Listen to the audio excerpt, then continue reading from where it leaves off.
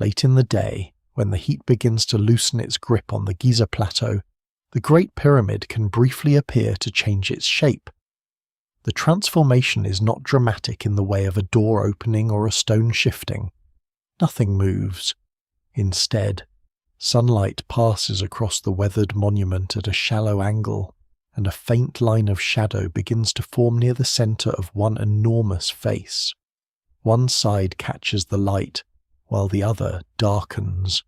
From a distance, this single triangular surface seems to divide into two. If similar conditions reveal the same effect on the other faces, the familiar four-sided pyramid begins to suggest something stranger. 8 separate planes arranged around a summit almost 140 meters above the desert. The effect may last only as long as the angle remains favorable. Then the light changes, the shadow weakens, and the extra geometry disappears back into the stone. It is an unsettling illusion because the Great Pyramid is one of the most recognizable objects ever made. Its outline can be reduced to a few strokes, yet the actual monument resists that simplicity. Seen from below, it is not a smooth triangle rising from an empty desert. Its exposed surface is broken into horizontal courses, missing blocks, hollows, ledges, scars, and darker channels where stone has been removed or weathered unevenly. Birds settle on projections that were never intended to remain visible. Dust gathers in fractures. The low evening light reaches across this rugged surface and turns tiny variations into long bands of brightness and shade. Near the central line of a face, those variations can combine into what looks like a shallow inward fold. The pyramid seems less like 4 great walls leaning toward one another and more like 4 enormous sheets of stone, each gently creased down the middle. This is the visual clue behind the famous claim that the Great Pyramid possesses 8 sides. The observation is real, but the familiar phrase is more confident than the surviving evidence allows. The exposed core and backing stones do contain depressions, grooves, and irregularities close to the centers of the 4 faces. Modern surveys and 3-dimensional models can record these deviations. Under suitable oblique light, they can divide a face into contrasting illuminated and shaded zones. Yet they do not form 8 identical, perfectly flat triangles with clean geometric boundaries. The depth and character of the apparent concavity change from place to place and from one height to another. Some areas seem gently recessed, others are heavily damaged or disturbed. What the eye organizes into a graceful hidden design may be a much rougher collection of physical traces. That difference matters, because human vision is remarkably willing to finish a pattern once it has begun. A narrow shadow suggests an edge implies another face. Once the idea of an 8-sided pyramid enters the mind, every photograph seems to confirm it. Diagrams often make the effect cleaner still, presenting the monument as a precise octagonal form whose faces meet along 4 straight central ridges. The real surface is less obedient. Laser scanning and photogrammetry show an uneven landscape of stone rather than 8 regular planes. The apparent division nevertheless remains compelling because light can simplify disorder. It suppresses small details and exaggerates broad changes in angle, giving scattered recesses the appearance of a deliberate fold. The pyramid becomes, for a moment, a collaboration between ancient masonry, later damage, atmospheric conditions, and the expectations of the observer. Popular accounts often connect the effect exclusively with the spring and autumn equinoxes, claiming that the hidden sides emerge only twice each year. The equinoxes can indeed provide favorable illumination because the sun rises near east and sets near west, allowing low light to travel almost parallel to certain faces and strengthen differences in brightness. But nature does not operate according to the neat language of a headline. Oblique light occurs on many days, and visibility depends on the observer's location, the hour, haze, weather, surface contrast, and the precise condition of the stone. The effect may be especially striking near an equinox without being imprisoned within 2 brief annual moments. No ancient inscription says that the pyramid was intended to reveal an 8-part form on those dates. No surviving architectural plan identifies a concealed solar calendar. Scholars still debate whether any of the central depressions preserve deliberate construction features at all. Before we go deeper, take a moment to like the video and subscribe, if this is the kind of history and mystery you enjoy. The story hidden in this changing light is not weakened by caution. It becomes more interesting, because the question is no longer simply whether the pyramid has 4 sides or 8. The deeper problem is which pyramid is being observed. There is the monument first completed for Khufu, its exterior covered in carefully dressed white limestone. There is the pyramid after centuries of earthquakes, weathering, repairs, intrusion, and the removal of most of that casing. There is the exposed mass measured by surveyors in the 19th century, photographed from the air in the 20th, and mapped with lasers and digital models in the 21st.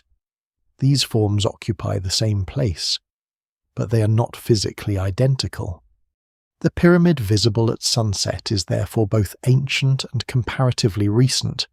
Its main body rises from the age of Egypt's 4th dynasty, but much of the surface producing today's shadows is the result of everything that happened after construction ended. The fine outer skin has almost entirely vanished. What remains is largely core masonry and backing stone that the builders expected to cover. Gaps created during stone removal may imitate planned recesses. Original irregularities may have been corrected by thicker casing blocks. Sections of the core may also preserve working choices made during construction, when crews had to control the center, slope, and alignment of faces extending over vast distances. The evidence remains incomplete, and no single explanation fully accounts for every groove, hollow, and change of angle. As the sun descends, the pyramid's eastward surfaces cool into shadow while the western sky turns pale gold. At ground level, the plateau appears solid and motionless, yet the monument continues to change with every step of the observer. A line visible from one position fades from another. A depression noticeable in a photograph may be difficult to recognize beneath the pyramid itself, where the scale overwhelms ordinary depth perception. Stones that look like grains from a distance rise into blocks taller than a seated adult. The central hollow is not a narrow cut carved neatly from base to summit, but a shifting pattern spread across a surface more than 200 meters wide at its base. This is where the mystery begins, not with a supernatural mechanism or a secret code, but with a monument whose present body carries several histories at once. The sunlight reveals something genuine, though not necessarily what the most dramatic explanation claims. It shows that the Great Pyramid is not the flawless abstract shape preserved in imagination. It is a physical structure, built course by course, covered, altered, stripped, weathered, measured, and repeatedly interpreted. For a few minutes, the slanting light gathers those changes into an image of 8 faces. Then evening advances across Giza. The division softens, and the pyramid returns to the form everyone expects: 4 dark slopes meeting the sky, holding within them the faint trace of another shape that may belong partly to the builders, partly to history, and partly to the light itself. To understand which part of the pyramid the sunlight is revealing, it is necessary to look beneath the familiarity of its silhouette and recover the monument as an ancient Egyptian would have known it. The structure rising over Giza today is the surviving core of a much larger architectural idea. It was built during the 4th dynasty, probably in the 26th century BC, for the pharaoh Khufu, whom Greek writers later called Cheops. His reign belonged to the Old Kingdom, a period when royal authority, agricultural wealth, quarrying, transport, administration, and religious belief converged on a scale Egypt had never previously attempted. The pyramid was not standing alone in an empty desert. It occupied the center of an organized sacred landscape connected to temples, processional routes, boat pits, subsidiary pyramids, mastaba cemeteries, workshops, settlements, and the cultivated valley below. Its ancient name is commonly translated as Khufu's horizon. The phrase carried more than a description of something large against the sky. In Egyptian religious thought, the horizon was a zone of transformation where the sun disappeared, passed into the unseen world, and returned, renewed. A royal pyramid could participate in that cycle, linking the deceased king with solar regeneration, the northern stars, divine authority, and the continued order of the kingdom. These meanings developed and overlapped rather than fitting into one simple doctrine. No surviving handbook from Khufu's court explains every choice in the monument, and the pyramid texts that preserve detailed royal funerary ideas appear in later pyramids. Even so, the surrounding complex, the burial chambers, later traditions, and the long development of royal tomb architecture firmly place the Great Pyramid within Egypt's funerary world. The absence of Khufu's body or original burial equipment does not overturn that context. Nearly everything portable disappeared long ago, and even the date or manner of the first major intrusion remains uncertain. The chamber conventionally called the King's Chamber contains an undecorated granite sarcophagus, now empty and damaged. There are no painted scenes, no long inscriptions, and no inventory telling us what was once placed there. This silence has encouraged generations of speculation.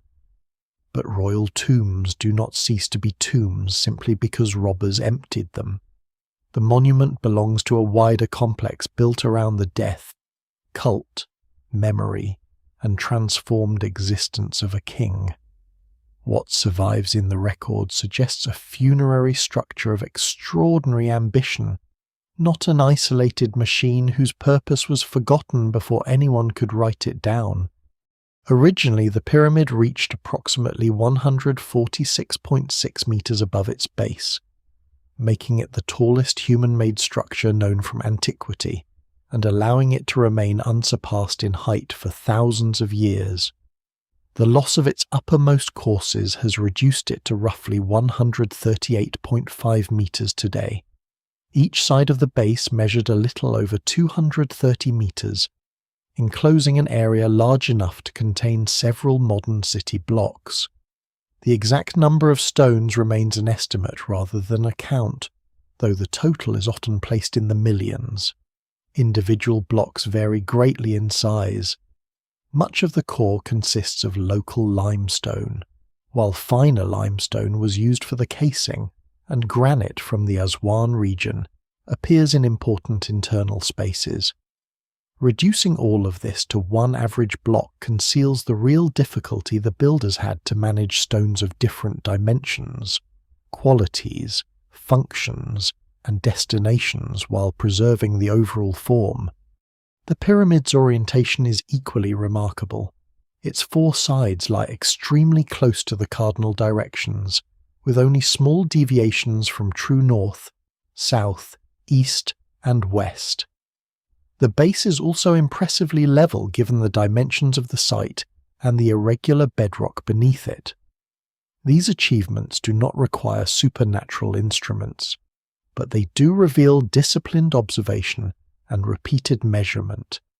Egyptian surveyors could use cords, sighting tools, water, plumb lines, stars, and solar shadows, though scholars still debate the precise combination used at Giza. Experiments have shown that simple methods can produce surprisingly accurate east-west or north-south lines when applied carefully. Simplicity of tools should not be confused with simplicity of thought.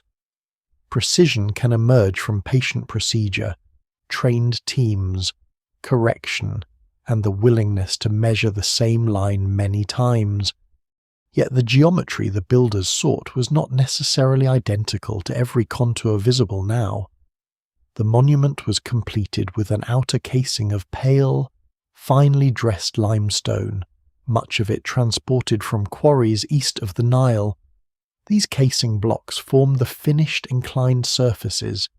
Their exposed faces were cut and smoothed, so that the pyramid would have appeared far more continuous than the stepped and broken mass seen today. Under strong sunlight, the casing must have made the monument conspicuous from across the valley, though descriptions of it shining like a perfect mirror go beyond what the surviving stone can establish. It would have been bright, imposing, and sharply defined, but still made by hand and still subject to minute variations. At the summit there may have been a capstone, or pyramidion, although none securely attributable to Khufu's pyramid survives. Its material and appearance remain unknown. Popular reconstructions often place a golden point at the top, but there is no direct evidence that the summit was covered in solid gold. The uncertainty is a useful reminder that even the most familiar reconstruction contains blank spaces. Archaeology can restore dimensions, materials, construction sequences, and relationships with impressive accuracy. Yet some of the final details, the exact finish of the upper courses, the appearance of the pyramidion, the complete burial assemblage, the colours and movement of ceremonies have passed beyond recovery. The casing also changes how the mystery of the apparent 8 faces must be approached. Most of what catches the oblique light today is not the original finished skin. The present surface exposes deeper layers that were never intended to define the final visual form on their own. In places, the surviving stones stand back from the theoretical plane of the lost casing. In others, removal and collapse have cut channels through the masonry.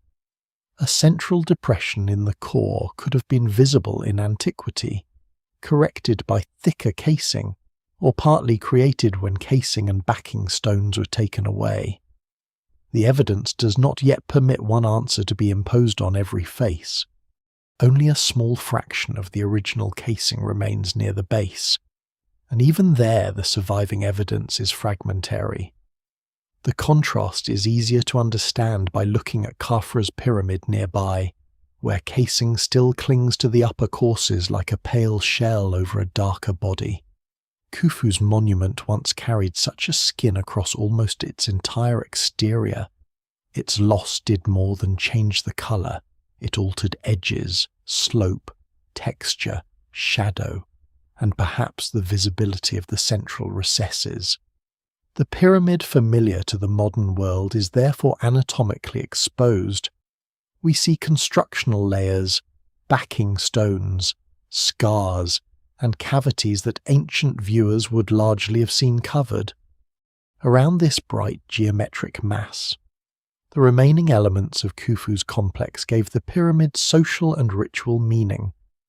A mortuary temple stood against its eastern side. A causeway extended toward a valley installation closer to the ancient Nile landscape. Although much of this route is now lost beneath later occupation, 3 smaller pyramids traditionally associated with royal women stood nearby, while boat pits preserved traces of full-sized wooden vessels connected with royal ceremony and the king's journey beyond death. Rows of elite tombs formed ordered communities around the ruler. The entire arrangement translated political hierarchy into stone, the king at the centre, his household and officials around him, and the living kingdom supporting a cult intended to continue after his death.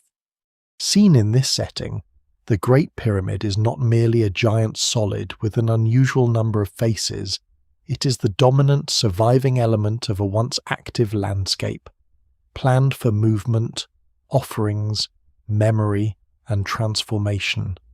Its cardinal alignment placed it within a cosmic order. Its height made royal power visible across the region. Its casing concealed the rougher stages of construction beneath a controlled exterior. Time has stripped away much of that control. The temples are fragmentary, the causeway incomplete, the burial empty, the summit reduced, and the white surface almost entirely gone. What remains is still immense, but it is a ruin wearing the shape of permanence. Beneath the shape everyone recognizes lies another monument brighter, taller, smoother, and more difficult to reconstruct, and it is the difference between those two monuments that makes every shadow along the present faces so important. That hidden surface did not suddenly enter history when an aircraft passed over Giza in the 20th century. Long before aerial photographs made the effect famous, surveyors working on the ground had noticed that the exposed faces did not follow perfectly flat planes. In 1883, the British archaeologist and surveyor Flinders Petrie published one of the most careful early measurements of the Giza pyramids. Petrie was interested in dimensions, angles, construction, and the accuracy of the ancient builders, not in promoting a secret octagonal monument. While examining the Great Pyramid, he described the core masonry as distinctly hollowed along the faces. On the northern side, he estimated the central recession at approximately 37 inches, or about 94 centimetres. That was substantial enough to measure, yet tiny when spread across a face more than 200 metres wide. Petrie's observation is important because it dismantles the popular story that the extra faces were unknown until 1940, when a pilot supposedly saw them from the air. Aerial photography did help the phenomenon reach a wider audience. From above and at a distance, the pyramid's immense surface becomes visually compressed, allowing changes in light to appear as broad geometric divisions instead of scattered irregularities. Photographs taken when the sun was low could show one half of a face illuminated differently from the other. Such images were memorable, easy to reproduce, and far more persuasive to the public than a paragraph of 19th century survey data. But they recorded an already observed condition. They did not constitute its first discovery. What changed in the age of flight was perspective. Standing near the base, an observer confronts rising courses of stone that fill the field of vision. The eye sees individual blocks, broken ledges, cavities, and the steep slope above, but it struggles to judge the overall plane. The summit lies far overhead, and the center line of a face is not marked by a sharp ridge that can be followed like the corner of a building. From a distant elevated position, much of that texture collapses into tone. Small shadows merge. A shallow recession running across many courses can become a dark vertical band, while the areas to either side read as two separate surfaces. The camera does not necessarily reveal more physical detail. Sometimes it reveals the pattern by concealing detail. The hour of the photograph matters as much as the viewpoint. Under high midday sunlight, illumination falls more directly onto the pyramid, shortening shadows and flattening subtle differences in angle. The exposed stone remains visibly rough, but the broad division near the center may disappear into a field of similar brightness. When sunlight arrives at a shallow angle, a small change in orientation can produce a larger contrast. One side of a depression catches the light, While the opposite side turns away from it, haze may soften the effect, while clear dry air can sharpen it. The pale brown stone, the colour of the sky, the camera's exposure, and later adjustments to contrast all influence what the final image seems to show. This explains why photographs of the apparent eight-sided form can look dramatically different even when taken only days apart. One image presents a clear line descending from near the summit. Another shows little more than an uneven patch of shade. A third seems to reveal two perfect triangular planes, especially after reproduction has increased contrast and removed minor surface detail. The pyramid itself has not altered between exposures. The visible geometry has been selected by light. It is similar to the way low sunlight reveals ancient field boundaries, buried walls, or faint earthworks that disappear at noon. A slight difference in height or angle casts a shadow disproportionately larger than the feature producing it. The equinoxes became attached to the story because they offer a persuasive combination of astronomy and architecture. Twice each year, the sun rises close to due east and sets close to due west. Since the pyramid is aligned remarkably closely with the cardinal directions, sunlight near those dates can pass at a useful angle along an east or west-facing surface and make variations near its centre more conspicuous. Photographers who know what they are seeking can choose a position and time that strengthen the contrast. The resulting image appears to show the monument revealing a hidden form on a celestial schedule. Yet the claim that this happens only on the two equinoxes mistakes a favourable opportunity for an exclusive rule. The solar position changes gradually from day to day, not by sudden steps. Similar oblique illumination can occur before or after an equinox, and other combinations of hour, season, atmosphere, and viewpoint may reveal part of the effect. There is no universal instant when all four sides become equally divided for every observer. Indeed, a person standing at one location cannot directly inspect all four faces at once.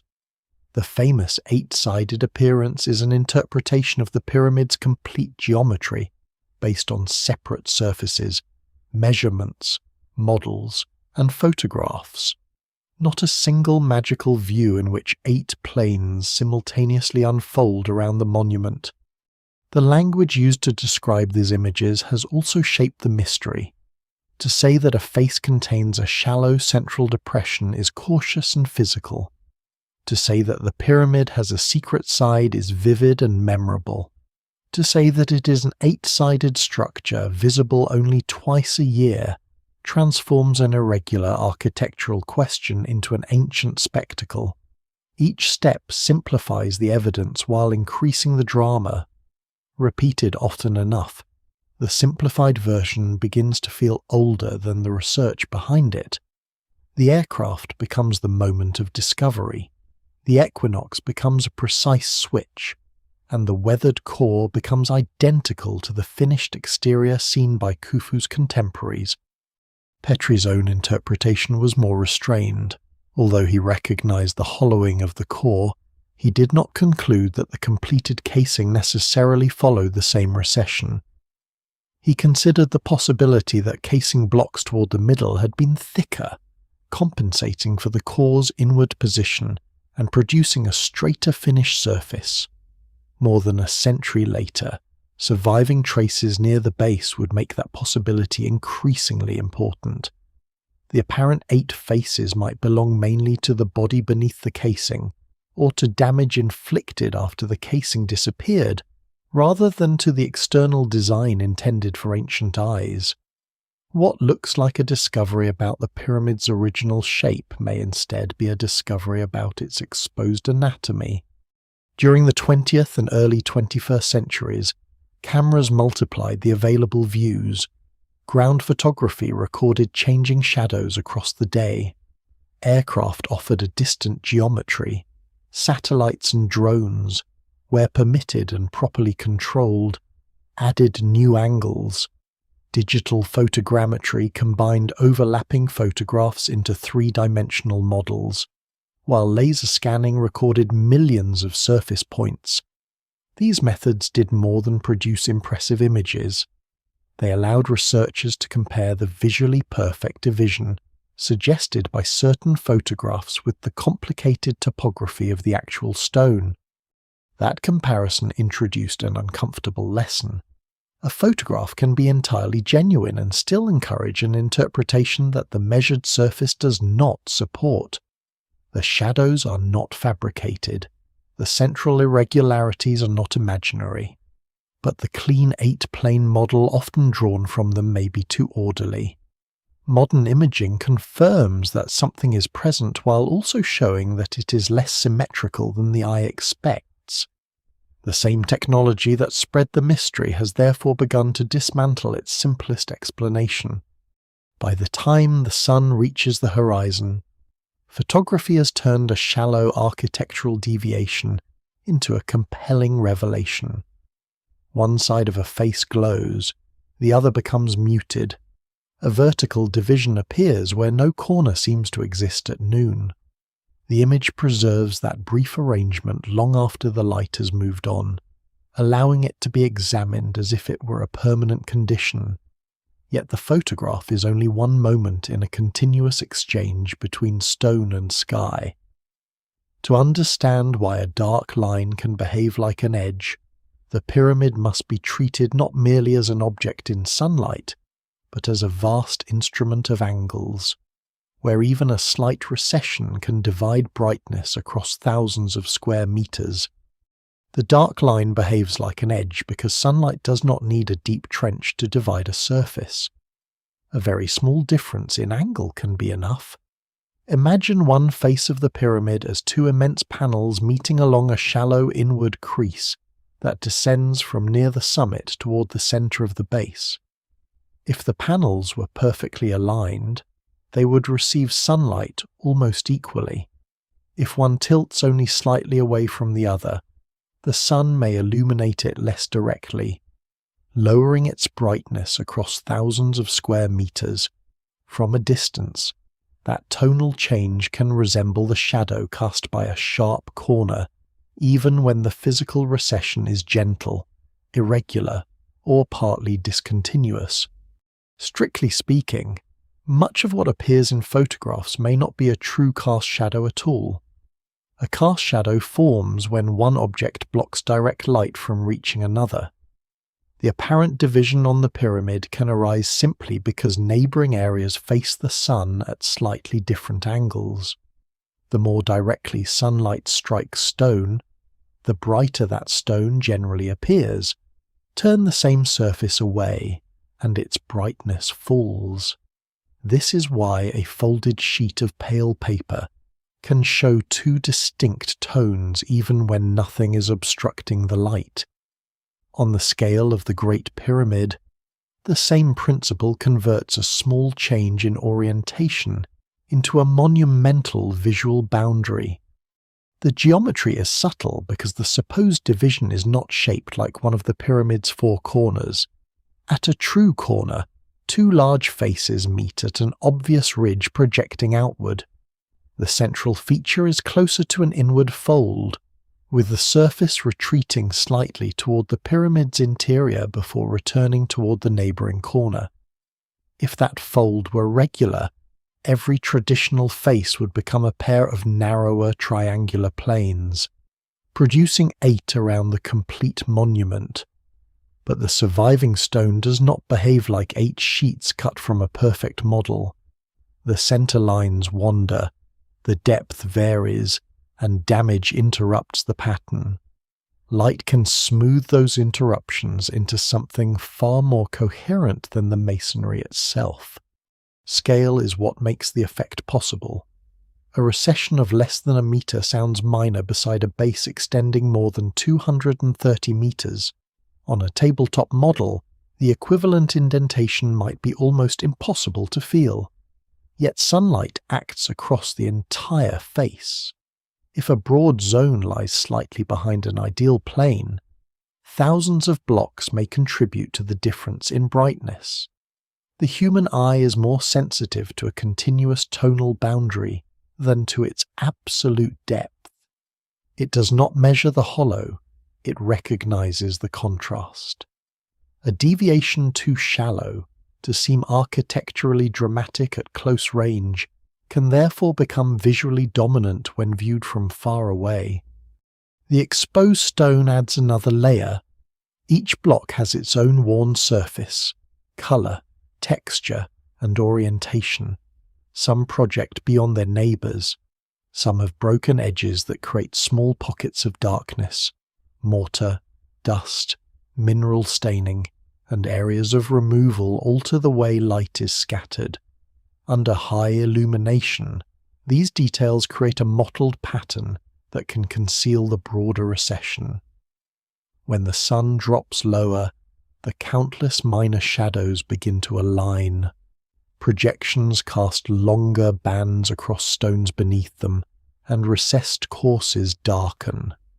If these irregularities cluster near the center of a face, they reinforce the impression of a single vertical fold even if they formed at different times for different reasons. The atmosphere participates as well.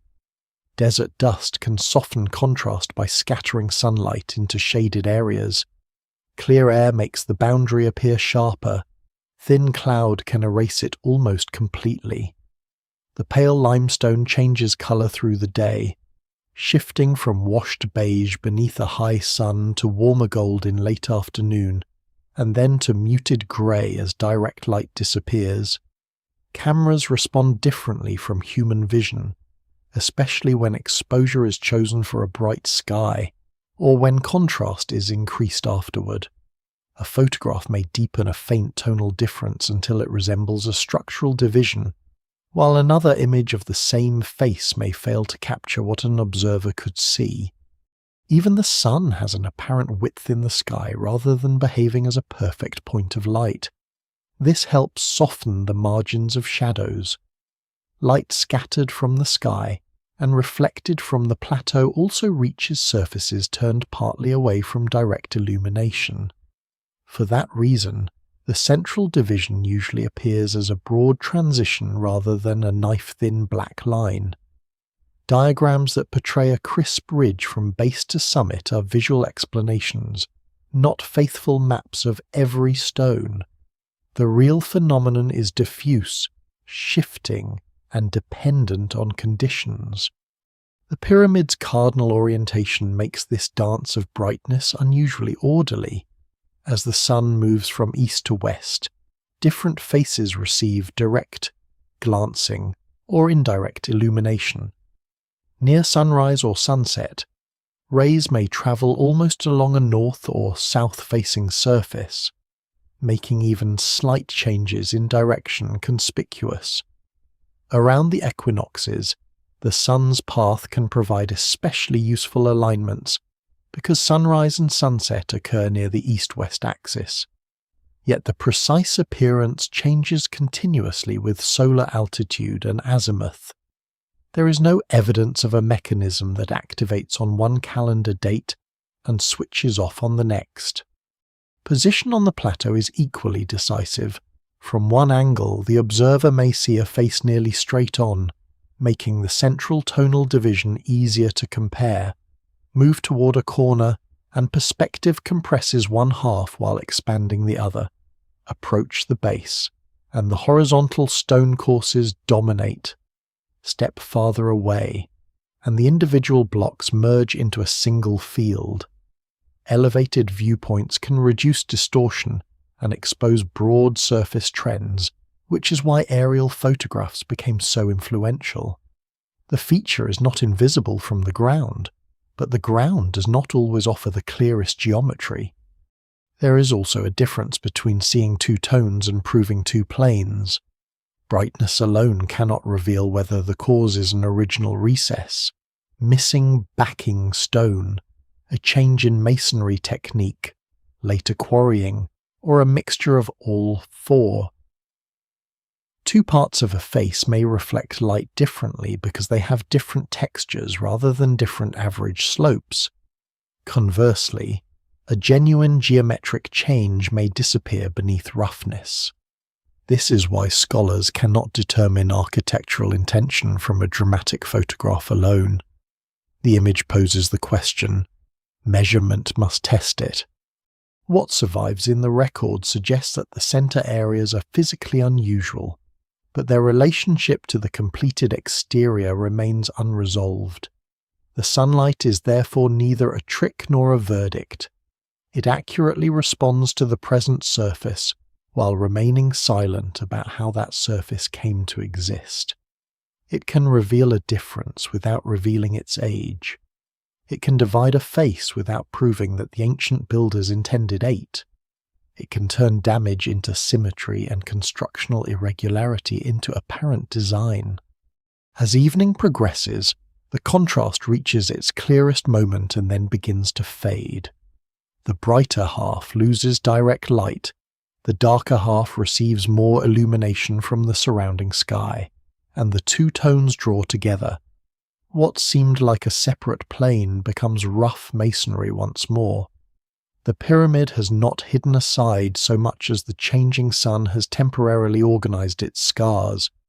To decide whether those scars form a measurable concavity, and whether that concavity repeats consistently across all 4 faces, the eye must give way to chords, survey lines, laser points, and digital terrain.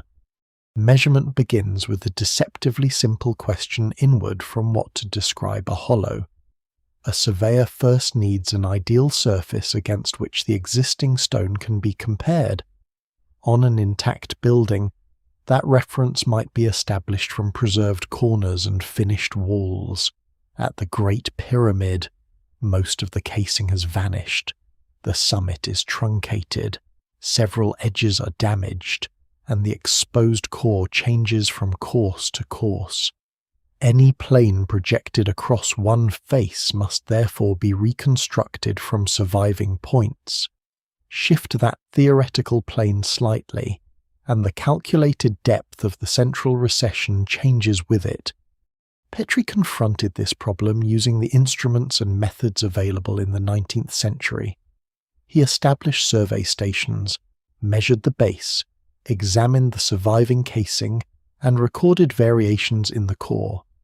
His estimate of roughly 37 inches of hollowing on the northern face remains one of the best-known historical figures, but it should not be imagined as the depth of a continuous, neatly cut vertical groove. Petrie was describing the displacement of core masonry relative to an inferred plane.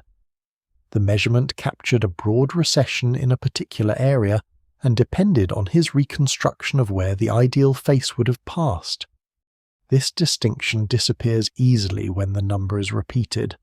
94 centimeters sounds like a trench deep enough to hide within, yet spread over half the width of the pyramid, it represents an extremely shallow change in angle. The same figure also cannot be assigned automatically to all 4 sides or every elevation. One face may be more visibly recessed than another. A lower course may preserve a different pattern from a higher one. Large cavities left by missing stones can produce local depths far greater than the broad geometric hollow, while projecting blocks may sit beyond the average plane. The surface refuses to collapse into one convenient measurement. The surviving casing provides a second reference, though only in fragments. A modern survey of the pyramid's base identified 84 points associated with the original casing line. That sounds abundant until set against the monument's perimeter, which extends for roughly 920 meters. Only about 54 meters of casing survive around that immense circuit, and the remains are not distributed evenly. Surveyors must connect isolated traces, interpret damaged sockets, reconstruct missing corners, and decide which marks belong to the original placement rather than later disturbance. The base survey found no persuasive evidence that the intended casing line bent inward at the centre of each side. The surviving points were more consistent with the straight baseline. This does not prove that every casing block above followed a perfectly flat plane from base to summit, because so little remains. It does, however, weaken the assumption that the finished exterior began as 8 cleanly defined planes. If the core retreated near the centre while the casing baseline remained straight, the builders could have compensated with thicker backing or casing stone. The visible concavity of the exposed body would then tell us less about the final appearance than it first seems. Modern instruments allow the present surface to be documented in far greater detail.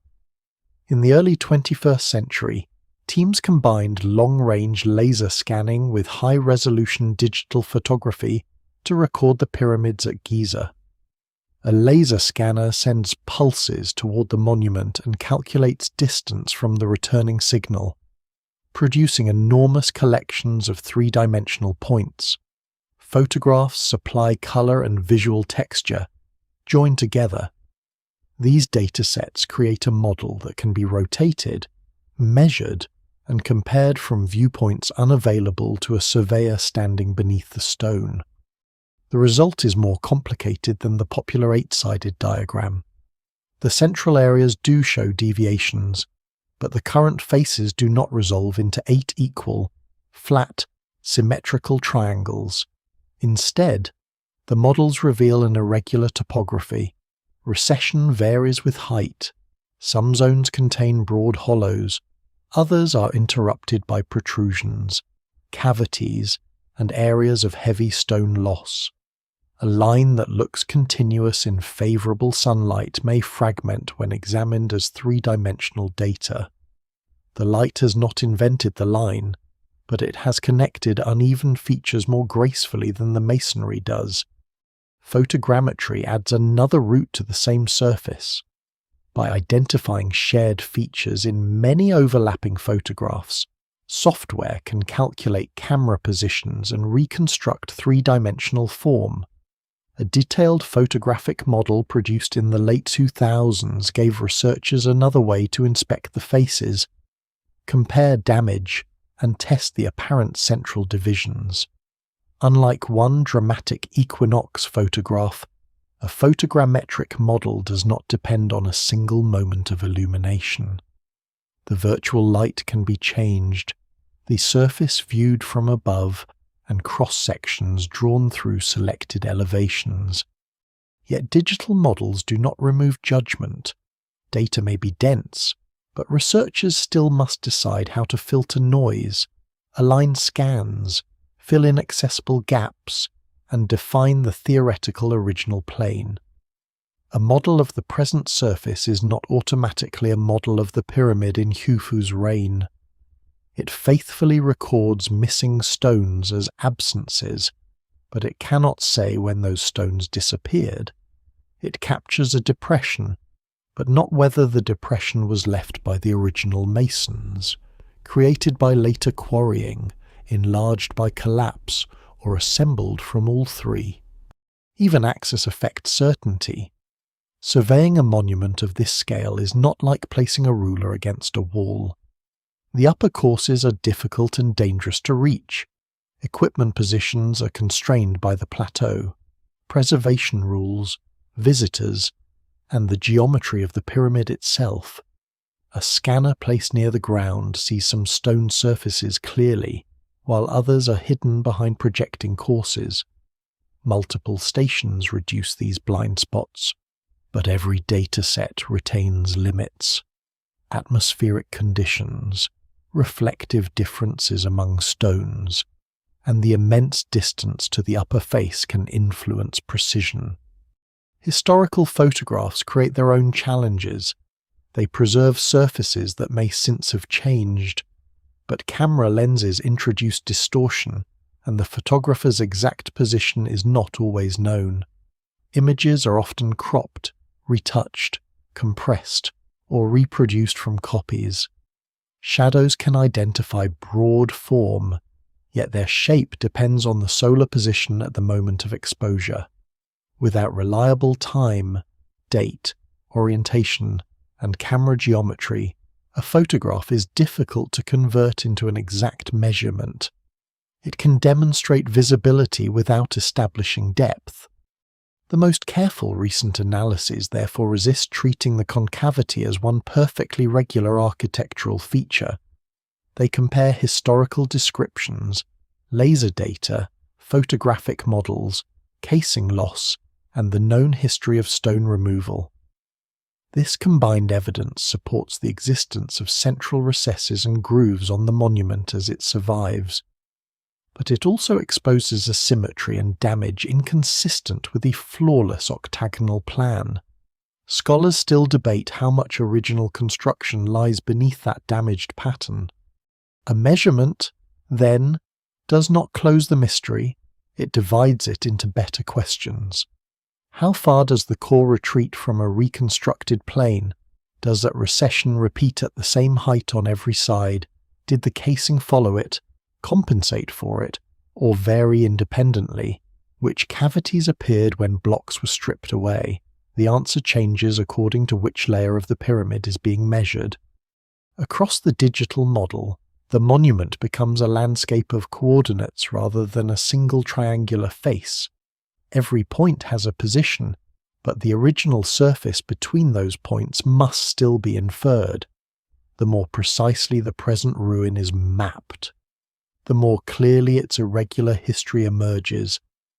What once looked like 8 simple planes now resembles a palimpsest of construction, finishing, removal, weathering, and repair. Somewhere within that complexity lies the form first seen by ancient Egypt, but recovering it requires more than measuring exposed stone. It requires rebuilding the vanished white skin that once turned the rough body into a royal horizon. The vanished skin was not a thin decorative coating. Each casing stone was a substantial architectural block, cut to form part of the pyramid's inclined exterior while extending inward into the masonry behind it. The visible face represented only one surface of a much deeper stone, laid in courses, fitted against neighbouring blocks, and supported by backing masonry. These stones created the continuous slope that ancient viewers understood as the pyramid itself. The rougher body beneath was essential, but it was not meant to be the final image. Much of the casing came from fine white limestone quarried in the Tura region on the eastern side of the Nile. Local Giza limestone could provide enormous quantities for the core, reducing the distance that most material had to travel. The finer external stone demanded a longer logistical chain. Blocks had to be cut, transported from the quarry, moved across or along waterways, brought onto the plateau, raised to their assigned courses, fitted and dressed. Surviving administrative papyri from Khufu's reign describe crews transporting limestone from Tura toward the Great Pyramid project, offering a rare glimpse of the routine organization behind the monument's bright exterior. A casing block was shaped by several competing needs. Its lower bed had to rest securely on the course beneath. Its sides had to meet neighbouring blocks closely enough to maintain the line. Its rear portion had to connect with backing stone, while its outer face had to preserve the intended slope. Ancient masons did not need every concealed surface to be beautiful. They concentrated precision where geometry, stability, and visibility required it. Some finishing could be performed after stones were placed, allowing workers to reduce projecting areas and bring many separate blocks toward a shared plane. The finished exterior was therefore the result of both quarry preparation and adjustment on the monument. What remains near the base suggests joints of impressive closeness, though the popular image of every block fitting with impossible perfection exaggerates a more varied reality. The builders worked with natural stone, irregular bedrock, different block sizes, and an immense schedule. precision was strategic rather than magical. Certain reference lines, corners, casing faces, passages, and chambers received exceptional control. Hidden core spaces could tolerate rougher joints and irregular shapes. The pyramid's achievement lies partly in knowing where precision mattered most. Once completed, the white casing would have changed the monument's relationship with sunlight. The exposed core seen today absorbs and scatters light across broken ledges. A dressed limestone surface would have reflected it more evenly. From the cultivated valley, the pyramid may have appeared as a pale mass rising sharply above the darker plateau. At sunrise or sunset it could take on warmer tones, while under a high sun it would have looked intensely bright. Descriptions of a perfectly polished mirror dazzling the entire landscape should be treated cautiously, because the exact degree of polish is uncertain. Fine dressing does not automatically mean a glass-like surface. Even so, the casing was undoubtedly smoother and lighter than the weathered body now visible. That smoother surface could either weaken or strengthen the apparent division into 8 parts, depending on its true geometry. If the casing formed 4 broad, flat planes, sunlight would have crossed each face more uniformly, and the hollow core behind it would have remained concealed. If the casing followed a gentle inward bend, the smooth stone might have made the tonal difference cleaner than it is today. If the casing varied irregularly in thickness, it could have softened some recesses while preserving others. All 3 outcomes are geometrically possible. The surviving evidence does not yet reveal which applied across the full height. The casing line at the base provides the strongest reason for caution. Modern surveyors reconstructing the original footprint found that the preserved points fit a largely straight line along each side. They did not find a convincing inward break at the midpoint that would clearly divide the base into 8 segments. This suggests that the intended exterior may have begun as a conventional square pyramid with 4 straight sides. Petrie had already considered a similar possibility: the core could be recessed, while casing blocks near the centre extended farther outward, compensating for the hollow behind them. Yet a straight baseline cannot settle the entire question. The casing might begin straight at ground level and change slightly as it rose, although there is no direct evidence demonstrating such a design. The upper casing is almost completely gone from Khufu's pyramid, and the original summit has disappeared. Reconstruction depends on sparse traces separated by great distances. Scholars still debate how faithfully the lowest surviving courses represent the geometry of the full surface. What can be said safely is that the visible core concavity cannot simply be projected outward and upward as proof of the finished form. The nearby pyramid of Khufu offers a powerful visual comparison. Its surviving upper casing appears like a smoother pale layer resting above rough exposed courses. The boundary makes clear how different a pyramid looks when its outer skin remains. But Khufu's casing cannot serve as a direct blueprint for Khufu's monument. The pyramids were separate projects with different dimensions, masonry arrangements, and histories. The comparison demonstrates what casing does, not the exact shape of the casing now missing from the Great Pyramid. One lesser-known consequence of the casing's depth is that removal could transform the core unevenly. Stone quarriers seeking reusable limestone did not peel away a uniform shell like fabric. They extracted large blocks embedded within a connected masonry system. To free one stone, they might damage adjacent blocks, backing pieces, or the course beneath. Material could fall, fracture, or be left projecting where extraction proved difficult. Repeated across centuries, this process could produce broad channels and recessed zones. A central area that offered easier access or contained favourable blocks might retreat more deeply than surrounding masonry. The original casing may also have protected the core from temperature changes, wind-blown sand, occasional rain, and chemical weathering. Once exposed, the underlying stone entered a different environment. Softer layers deteriorated more quickly, joints widened, edges rounded, and weakened blocks became vulnerable to loss. The face now seen in slanting sunlight is therefore not merely uncovered, it has endured centuries in a condition its builders did not intend. Colour further complicates modern perception. Today the pyramid, plateau, dust, and desert often share similar tones. Shadows provide much of the visible structure. Against the ancient landscape, a white exterior would have produced a stronger contrast with the surrounding ground, but perhaps a weaker contrast between minor surface variations. Fine joints might almost disappear from a distance. The monument would read as a unified form rather than a mountain of individual blocks. If a central fold existed, its effect could have been elegant and subtle. If it did not, the casing could have erased the irregularity completely. No inscription records an instruction to make the casing concave, and no ancient drawing shows 8 finished planes.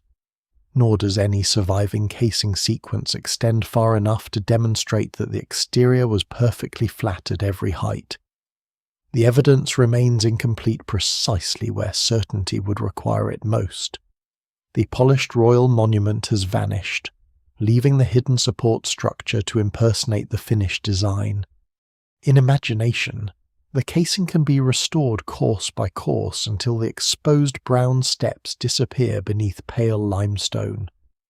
The central grooves fade, corners sharpen, the summit rises to its lost height.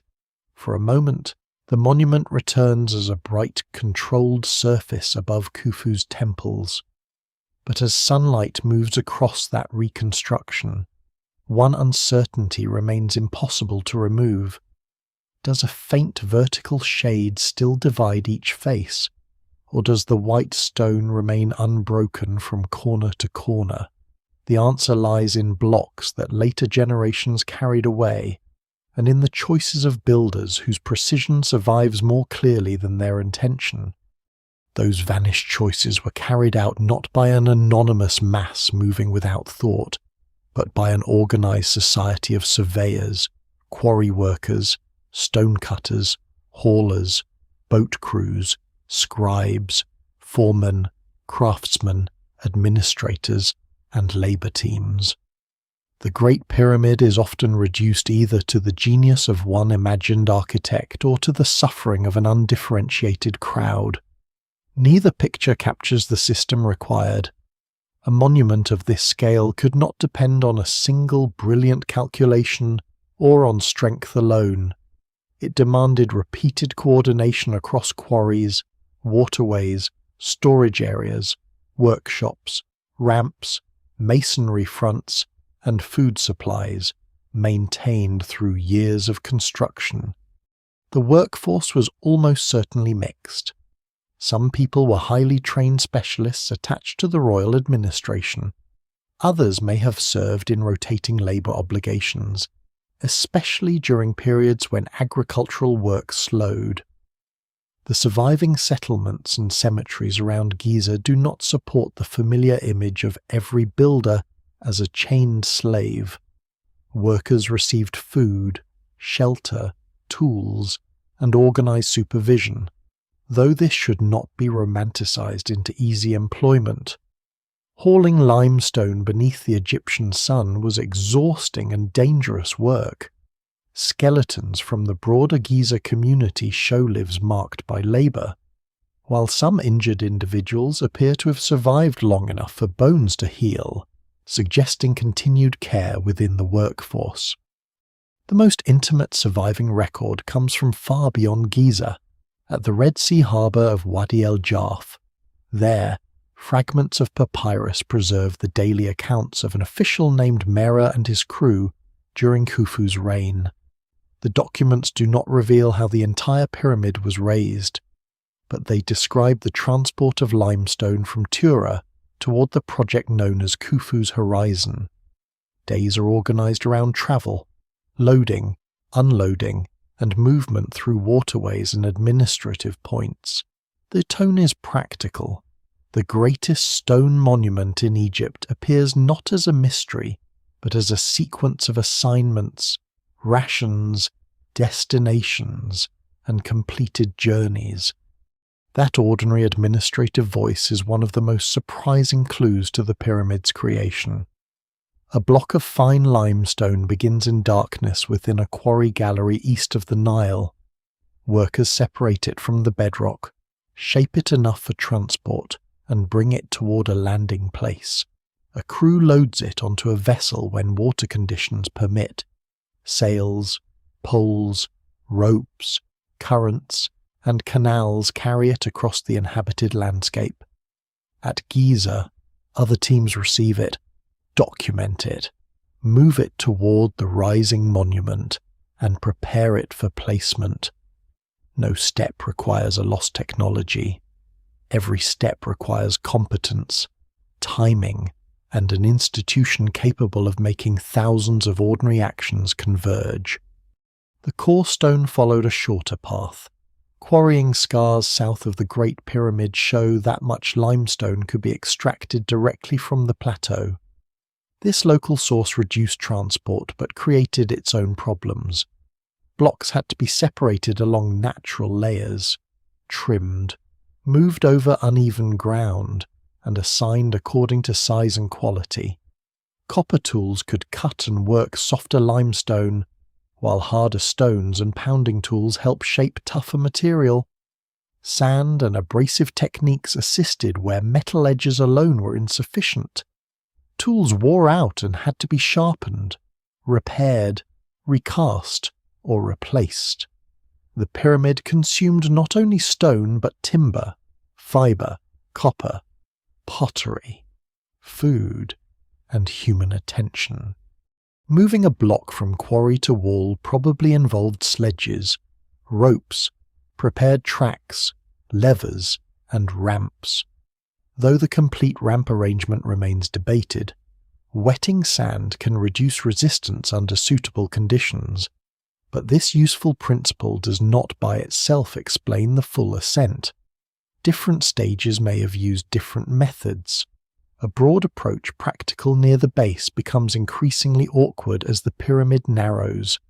Temporary structures could be altered, extended, dismantled, or combined with lifting and levering.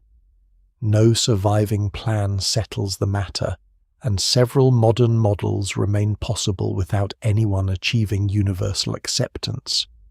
Whatever system was used, geometry had to survive the logistics. A pyramid can drift out of shape gradually. If one corner rises faster, courses stop meeting correctly. If the slope changes slightly, the intended summit shifts. If the base is not square, errors become more visible with height. Surveyors therefore had to establish reference lines and return to them continually. They could use stretched cords, plumb bobs, leveling techniques, measuring rods, right-angle methods, sighting instruments, and observations of the sky. The tools were simple in material but powerful when embedded in procedure. The near-cardinal alignment demonstrates the success of that procedure. So does the relationship among the four corners and the general consistency of the slope. Yet precision was not absolute. The base lengths differ slightly. Orientation contains small errors. Courses vary in height, and the core contains irregular joints and block sizes. These variations are not failures concealed beneath miracle. They are the normal texture of an enormous successful project. The builders pursued control within tolerances, corrected deviations, and concentrated effort where errors would threaten the structure or its finished appearance. A central reference on each face could have been useful during this process. Workers raising two halves toward a shared summit needed ways to preserve symmetry and monitor slope. A line running from the midpoint of the base toward the apex might help organize measurements, work zones, hauling routes, or casing alignment. Some explanations of the present concavity treat it as a residue of such control. Perhaps masonry near the middle was set back intentionally to preserve a reference, accommodate construction traffic, or allow later adjustment. These possibilities are reasonable enough to investigate, but no surviving instruction confirms them. The crews themselves were divided into named groups and smaller units. Marks found in spaces above the king's chamber include references to work gangs associated with Khufu, preserving the identity of teams in places never intended for public display. Such inscriptions are not royal proclamations. They resemble the practical marks of people who moved and positioned stone. Their presence helps anchor the monument in Khufu's reign, and reminds us that the pyramid's inner mass was a workplace before it became a sealed royal structure. Across that workplace, specialists must have communicated through marks, spoken instructions, cords, templates, and established routines. A stone arriving at the wrong height or orientation could delay other teams. A casing block shaped too thinly might sit behind the required plane. One left thick could be dressed down. The finished surface was achieved through adjustment, not by producing millions of identical pieces in advance. That flexibility may help explain why the core could contain hollows without forcing the casing to repeat them. Daily conditions shifted as the monument rose. Near the beginning, crews worked across a vast low platform with long horizontal distances. Years later, the active surface had narrowed and lifted high above the plateau. Wind grew stronger, space more restricted, and every delivered block required a longer ascent. The pyramid changed the work system that was building it. Routes that functioned during one phase became obstacles during another. Temporary ramps or tracks might be buried, removed, or redirected. Central areas could acquire distinctive masonry because they served different roles at different heights. Recent construction models attempt to read these surviving irregularities as traces of vanished operations. Some propose counterweights and sliding routes. Others investigate ramp systems located near edges or integrated into the growing structure. Such models can show that a method is mechanically possible, but possibility is not proof that Khufu's crews used it. Archaeological confirmation requires traces that match the proposed system and exclude alternatives. The evidence remains incomplete, especially because the finished casing and much surrounding construction material were later removed. The builder's precision therefore sharpens the mystery without solving it.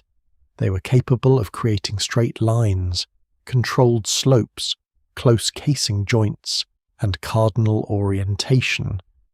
If the completed pyramid had 8 deliberate planes, that geometry could have been within their abilities, but capability does not establish intention. These skilled builders could also have created a recessed core for practical reasons, and then concealed it beneath 4 flat finished faces. They could tolerate irregularities where no ancient observer was expected to see them. As stone rose above Giza, the pyramid emerged through a rhythm of measurement and correction. A chord tightened, a plumb line settled, a foreman checked a mark.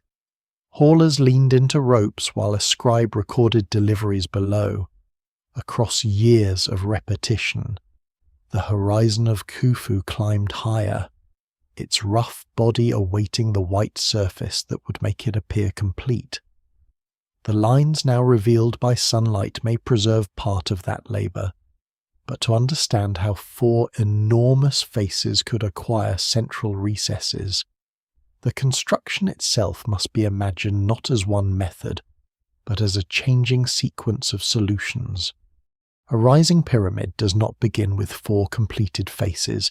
It begins with a footprint, a levelled foundation, and a first course spreading across the bedrock. Above that, each new layer is smaller than the one below. The familiar slopes emerge only through accumulation. For most of the construction period, the monument would have looked like an enormous stepped mass crossed by hauling routes, work platforms, storage areas, unfinished edges, and temporary structures. The final 4 faces existed first as measurements and intentions, not as continuous surfaces. This distinction offers several ways for a central recession to develop without anyone deciding to build an octagonal monument.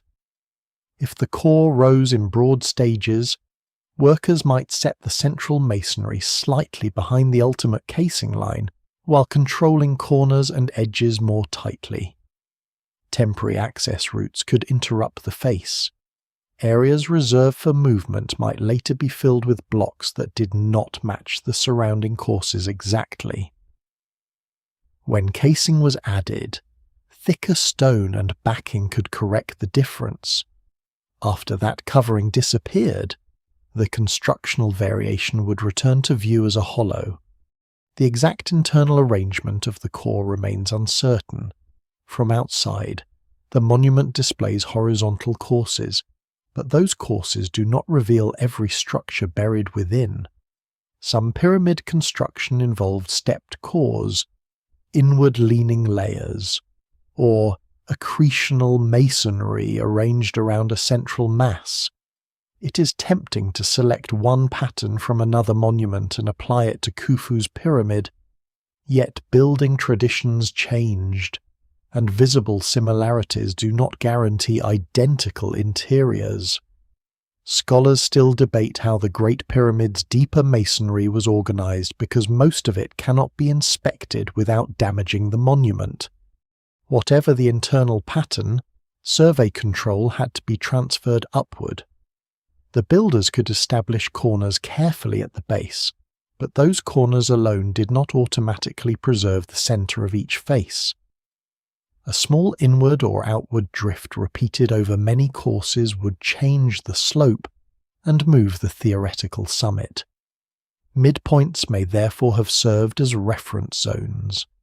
Chords stretched across a course, sightlines from fixed stations, plumb measurements, and marked center axes could help teams compare one half of a face with the other. If stones near the middle were deliberately left proud, they could be dressed down. If set slightly back, casing and backing could bring the finished exterior forward. One long-standing idea is that a shallow central hollow helped masons control the plane by giving them a visible or measurable axis. A face more than 200 meters wide is difficult to manage as one uninterrupted surface. Dividing it into 2 working halves might simplify organization, with teams advancing from corners toward a midpoint or from the midpoint outward. The meeting zone could acquire different masonry simply because work fronts converged there. This would create an 8-part constructional logic without requiring 8 finished ceremonial faces. The same effect can arise from cumulative tolerance. Suppose each course is positioned only a small amount differently near the center. One variation is negligible. Repeated through dozens of courses, it becomes a broad depression. Such a pattern need not represent carelessness. Workers might intentionally allow additional material at some stages and remove it during finishing, or they might prioritize stable bedding over an invisible core plane. The finished casing was the surface that mattered. Beneath it, irregularity could be accepted as long as loads remained secure and the exterior line could still be achieved. Temporary transport systems add another possibility. Nearly every plausible construction method requires some way to move blocks upward, but no complete ramp survives to identify the solution.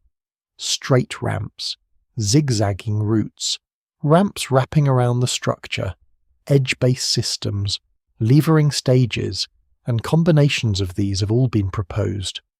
A ramp contacting the growing pyramid would affect the masonry where it met the face. When removed, its attachment points or blocked passages might leave variations. If a route ran near a center line, it could help generate a central channel. If routes ran near edges, their later closure could distort those zones instead. A construction model proposed in 2025 interprets some face grooves and recesses as possible traces of a system, using sliding routes and counterweights. In this reconstruction, moving loads and temporary channels become part of the growing structure, while the completed casing conceals the operational scars. The model is mechanically suggestive because it attempts to connect surface irregularities with a working process rather than a symbolic design. Yet it remains a proposal. The required features have not been archaeologically demonstrated throughout the pyramid, and other processes can produce similar marks. Another modern study has modelled an integrated system of ramps positioned near the pyramid's edges, combining geometry, logistics, and structural analysis. Such work helps test whether routes could fit around the monument while allowing construction to continue. It also shows that closing temporary ramp corridors and completing outer masonry might leave differences in alignment or density, but a successful computer model establishes feasibility, not historical fact. Several different systems may satisfy the same engineering constraints, while the builders could have altered their method as height increased. The possibility of inward-sloping courses offers different mechanism. Some researchers propose that blocks or courses were tilted slightly toward the center of the pyramid, improving the way the mass settled inward rather than outward. A modern geometric model has suggested a substantial inward angle, and argued that the visible concavity could emerge from this arrangement. However, a continuous system matching that proposal has not been confirmed throughout the monument. The explanation also competes with evidence that much of the current recession reflects later stone removal and damage. Casing installation could erase these competing histories. Teams setting the white outer blocks did not need the core to lie on one flawless plane. They needed stable support and sufficient room to establish the intended exterior. Backing stones could bridge gaps. Casing blocks could vary in depth. Projecting areas could be dressed back. The outer surface functioned as the final geometric correction, much as plaster can create a straight wall over irregular masonry. Though here the correction was made with massive fitted stone rather than a thin coating. This process explains how a pyramid might possess 4 public faces and 8 underlying work zones at the same time. The distinction is not semantic. The core could be divided by construction routes, central references, or converging teams, while the casing presented 4 continuous planes. When later generations removed the casing, they exposed a geometry never intended as the monument's visible identity. Sunlight would then rediscover the boundaries of labour, not a secret astronomical design. Yet the reverse possibility cannot be ruled out completely. Builders capable of setting 4 cardinal faces could also create 8 subtle planes if they wished. A shallow concavity might assist the casing, improve visual straightness, or respond to structural concerns. The problem is not technical capability but evidence. No surviving plan marks paired faces. No inscription describes a central fold. No complete casing surface remains to demonstrate it. Construction methods offer plausible routes from 4 faces to 8, but none carries an ancient label explaining the destination. The most realistic picture may involve several causes operating together. A central axis helps surveyors. Work teams meet along it. Temporary routes disturb it. Core stones retreat slightly. Casing corrects the final line. Centuries later, quarrying deepens the weakest or most accessible areas. Weather rounds the remaining blocks, and low sunlight gathers the irregularities into a single vertical division. What appears as one deliberate feature may be the sum of decisions separated by thousands of years. High above the plateau, every course narrowed the working space and brought the four corners closer together. Lines established at the base converged toward a summit the builders could not yet touch. The pyramid's form emerged slowly from corrections, compromises, and carefully managed tolerances. By the time its white casing was finished, the rough history of its ascent had been sealed beneath stone. Only after that surface was lost did the hidden construction return to daylight, leaving one central question unresolved: whether the inward lines were errors to be concealed, tools used intentionally, or a shape the builders meant to preserve. The unresolved alternatives are easy to name but difficult to separate. The central recesses may represent intention, construction technique, later damage, structural change, or some combination of them. Each explanation can account for part of what is visible. The challenge is to identify what evidence ought to survive if one explanation were dominant, then compare that expectation with the pyramid as it stands. A convincing answer must explain not only why low sunlight sometimes divides a face, but also why the divisions are irregular, why most casing is gone, why the surviving casing baseline appears straight, and why no ancient description identifies 8 finished planes. A deliberate 8-sided design would be the most visually satisfying explanation. It imagines the architects defining 4 shallow central lines from base to summit, then setting casing on either side as paired triangular planes. Such a form could be surveyed with tools available in the 4th dynasty. It might produce elegant changes in light and give the enormous faces greater visual structure. The builders' demonstrated precision means that this possibility cannot be dismissed merely because the feature is subtle. But deliberate design should leave a coherent pattern. The central divisions would be expected to occupy consistent positions, preserve similar angles, and relate clearly to the original casing. The 8 theoretical planes might not be perfectly identical, yet they should be more regular than random damage. Modern surface models instead show changing depths, broken alignments, and unequal areas. Most importantly, the reconstructed casing line at the base does not display a clear inward bend at the middle. The evidence does not prove that the upper surface was flat, but it withholds the strongest confirmation an intentional 8-plane theory would need. No surviving text describes the feature. That absence must be treated carefully. Technical plans from Old Kingdom pyramid projects are extraordinarily rare, and most working documents were probably written on perishable materials. Egyptian inscriptions were not construction manuals intended for modern engineers. The lack of a statement about concavity does not prove there was none. Yet silence also cannot be used as evidence that a secret purpose existed. Without a drawing, inscription, or intact casing sequence, intention has to be inferred from physical regularity, and that regularity remains disputed. A constructional explanation makes different predictions.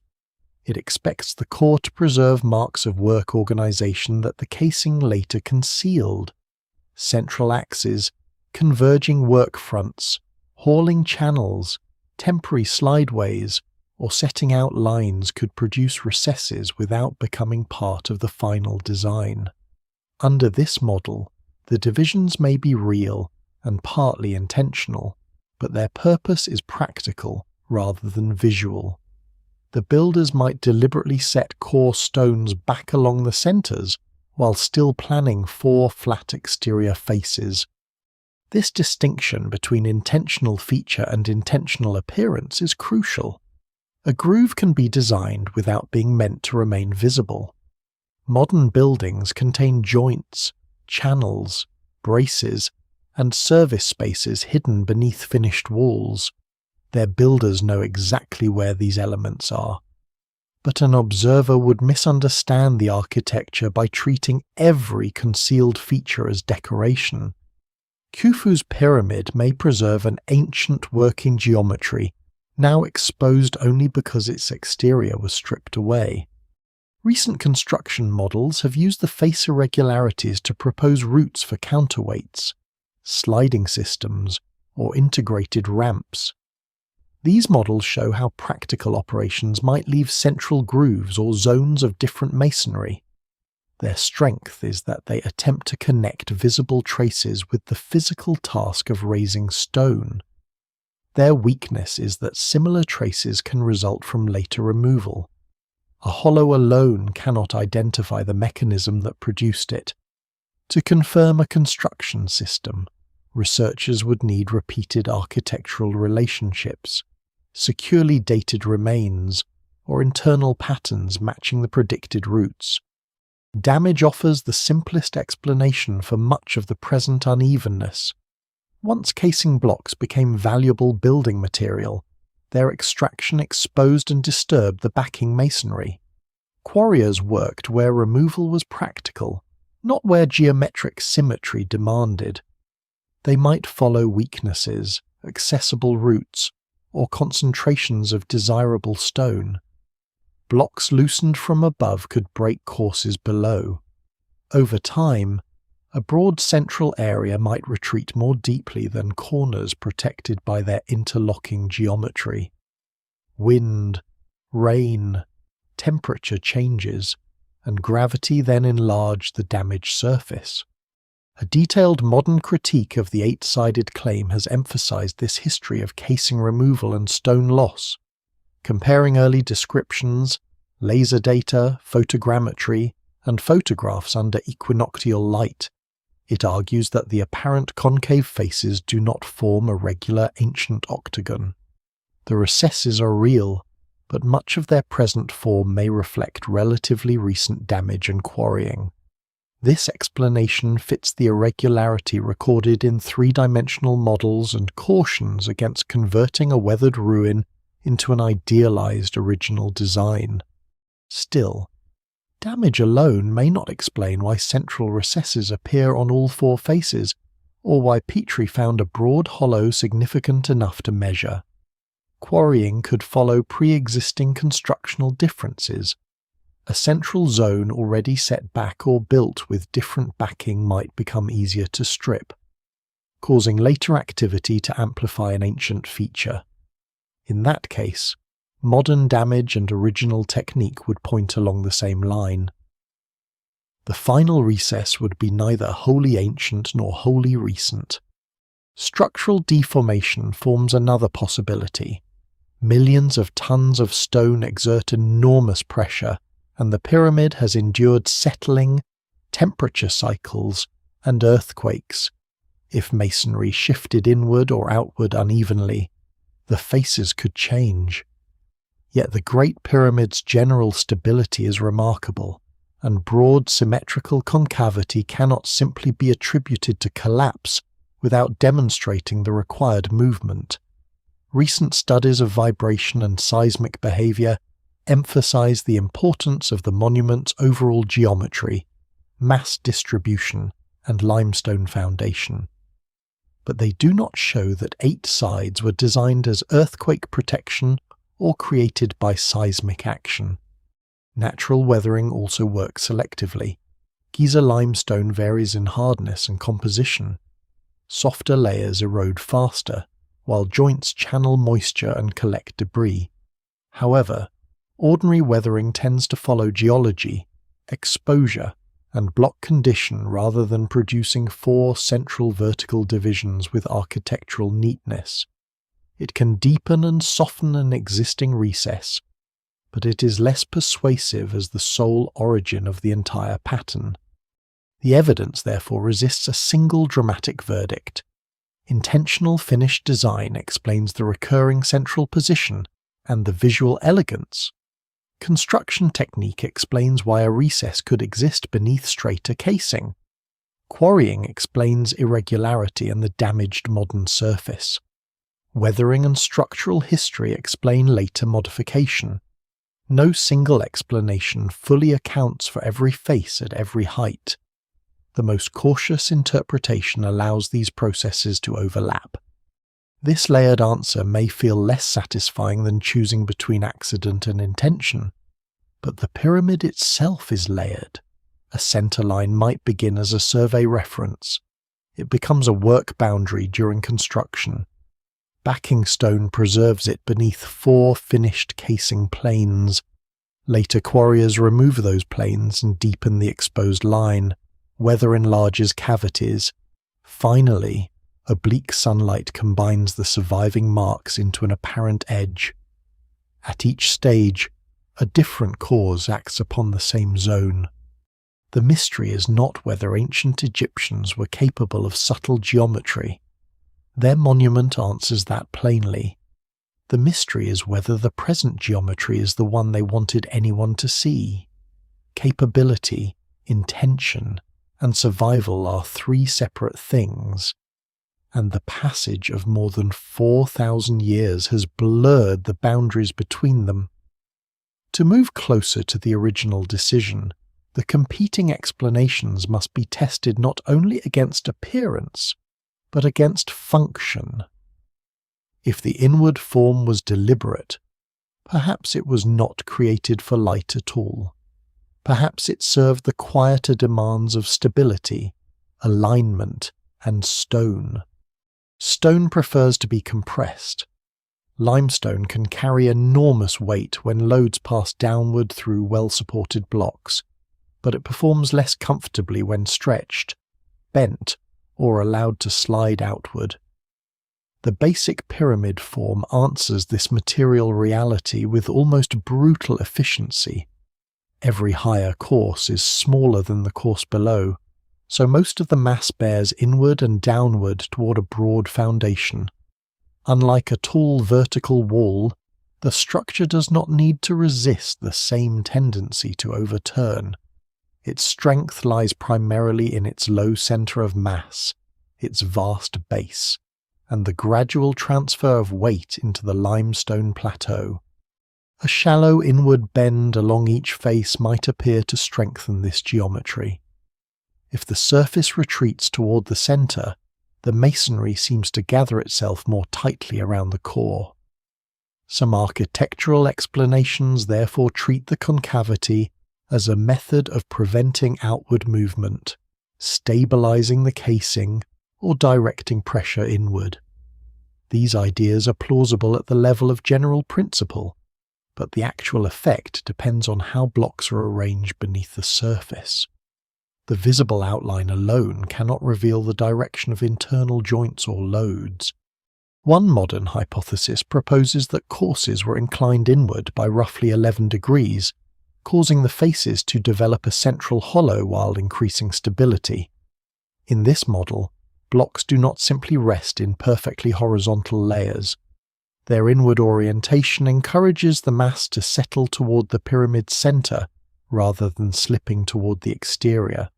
The explanation is attractive because it connects the unusual geometry with a clear engineering purpose.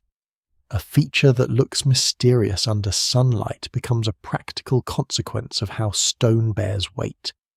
Yet the proposed arrangement has not been confirmed throughout the Great Pyramid. Some local stones, joints, or layers may incline, but demonstrating a continuous internal system requires evidence from areas now inaccessible. The monument cannot be dismantled to test a model. External scans record surface shape, not the orientation of every buried course. Internal corridors expose only narrow slices through the masonry, often in zones built differently because of chambers or passages. The hypothesis remains a geometric and structural proposal rather than an established description of Khufu's construction. There is also a difference between tilting courses inward and dividing each external face into 2 planes. Inward bedding could improve stability without producing a visible central crease. Conversely, A recessed centerline could appear even if most courses remained horizontal. The two features may be related, but one does not prove the other. A modern diagram can make the relationship look inevitable by simplifying the pyramid into uniform layers. The real core consists of blocks of varying size, shape, and arrangement, interrupted by internal spaces and built across natural bedrock. Another theory concerns the casing. A slightly concave core might allow casing blocks near the center to extend deeper into the body, giving them a stronger hold. Alternatively, the recess could provide space for backing stones that lock the outer surface more securely.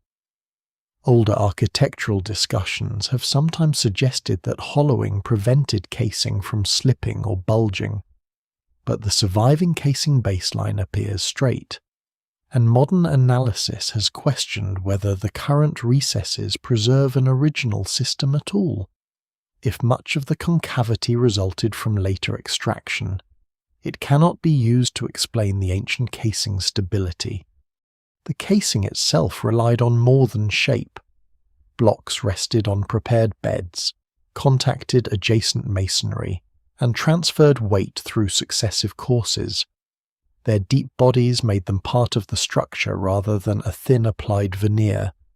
Good bedding, close joints, friction, and the inward slope of the entire pyramid helped keep them in place. A central depression may have contributed, but it was not the only available solution. Khafra's surviving casing demonstrates that large areas of smooth outer stone could remain attached for millennia without requiring a visibly eight-sided finished form. Some explanations shift from structural strength to geometric control.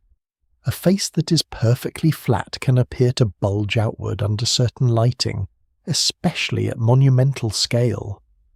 Very slight inward curvature is sometimes used in architecture to correct visual distortion. Perhaps Khufu's builders discovered that a shallow recession made the enormous face look straighter from the ground. This would be an optical refinement rather than a load-bearing device. Ancient Egyptian architects were certainly attentive to visual effect, but no evidence shows that they applied this specific correction at Giza. The idea remains possible, not demonstrated. A central line could also help align casing if masons worked outward from a midpoint toward corners, or inward from corners toward a midpoint. The face would be divided into manageable zones. The core might be set back intentionally at the meeting line so that final dressing had room for correction. Under this interpretation, concavity serves the construction process and the finished profile without carrying a major structural load. It is less dramatic than an earthquake-resistant design, but perhaps more consistent with the practical needs of a vast masonry surface. Recent measurements of vibration in and around the Great Pyramid offer a separate view of its endurance. Researchers have examined how the monument and the underlying ground respond at different frequencies. The results emphasize the relationship among overall shape, mass distribution, foundation geology, and the contrast between the pyramid and its bedrock. Such studies help explain why the structure responds as a massive body, rather than as a collection of loose blocks. They do not establish that 8 faces or central hollows were designed to resist earthquakes. That caution is necessary because survival can easily be mistaken for proof of every proposed feature. The Great Pyramid has endured for more than 4.5 millennia, but endurance does not mean each visible irregularity contributed to its strength. Some irregularities may be damage that the monument survived despite, not features that helped it survive.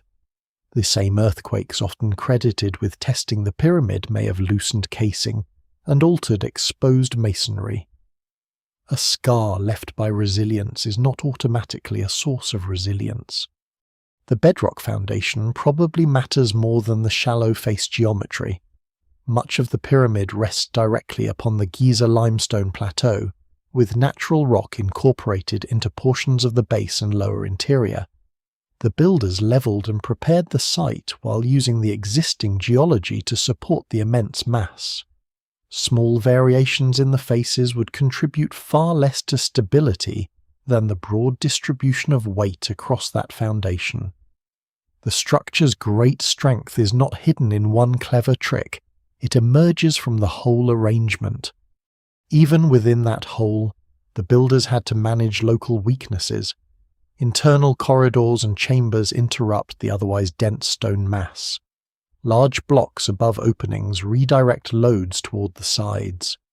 Granite elements were selected where particular strength or span was required. These choices show practical understanding developed through experience, even if the builders described forces in different terms from modern engineers. The absence of surviving equations does not imply the absence of structural knowledge. No single explanation fully accounts for the concavity by invoking strength alone. Inward sloping courses could be relevant, but remain unverified as a complete system. Casing retention is plausible, but the original exterior is largely missing. Visual correction and alignment may explain intentional central control without requiring structural necessity.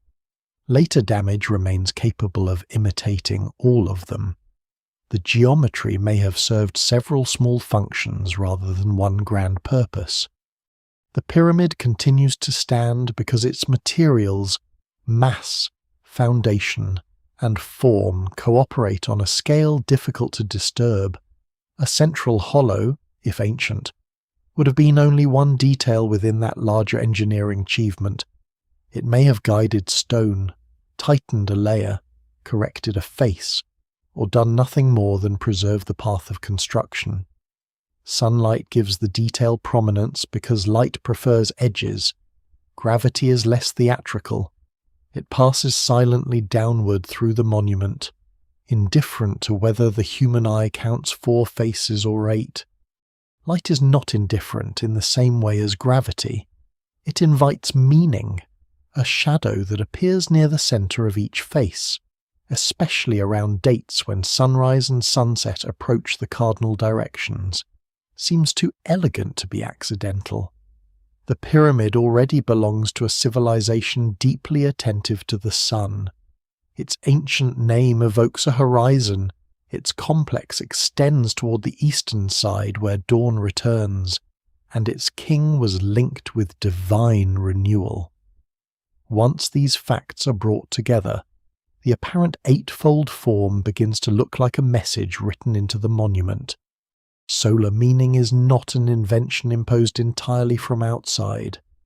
Old Kingdom kingship increasingly emphasized the sun god Ra, and royal pyramid complexes participated in ideas of death, rebirth, celestial movement, and eternal order. Temples on the eastern side of pyramids received rituals connected with the deceased king. The daily passage of the sun offered a powerful model for disappearance and return. Khufu's horizon was therefore more than an engineering project placed conveniently on high ground. Its name and setting belonged to a religious landscape in which light mattered. The pyramid's cardinal alignment reinforces that connection. Its sides run close to north, south, east, and west, placing the monument within the daily motion of the sky. Sunrise illuminates eastern surfaces, sunset withdraws from western ones, and the northern sky contains stars that ancient Egyptian royal traditions associated with imperishability. It would be unreasonable to treat these relationships as meaningless. Orientation was part of the project, achieved through deliberate surveying and observation.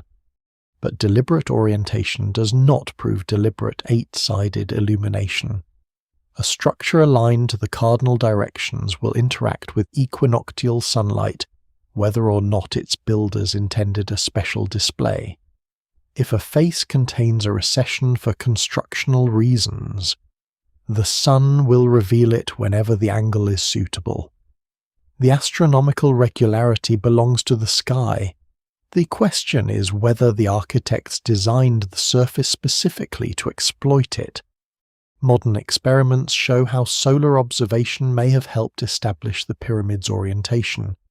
In one reconstruction, a vertical rod casts a moving shadow across a level surface during the day of the autumn equinox. By marking the shadow tip at intervals, an observer can approximate an east-west line. The small directional error produced by the experiment resembles the slight counterclockwise error measured in several 4th Dynasty pyramids. This makes the method plausible as a surveying technique, though it is not proven to be the method Khufu's builders used. The experiment concerns the setting out of directions on the ground. It does not demonstrate that central concavities formed an equinox calendar. The same solar observation can explain how a square was aligned without explaining why the exposed core later shows vertical grooves. Popular retellings often merge these separate questions, because the equinox may help find east and west, and equinoctial light may reveal a central shadow. The two phenomena are presented as parts of one ancient plan. The connection is attractive, but no archaeological bridge joins them. The phrase twice a year gives the theory the precision of a ceremony. It suggests that on 2 appointed days the pyramid changes state, revealing hidden faces for a few minutes before sealing them away. In reality, the sun's path changes gradually. Similar illumination can occur across a range of dates. Weather and viewpoint may matter more than the exact day. The equinoxes can enhance the effect, especially when light travels nearly along certain faces, but they are not the only possible conditions under which a tonal division appears. Ancient Egyptian timekeeping also followed systems different from a modern astronomical calendar. The civil year contained 365 days without the regular leap day correction familiar today, causing its dates to drift gradually through the solar year. Agricultural and ritual life could also respond to natural cycles, lunar observations, stellar events, and the Nile.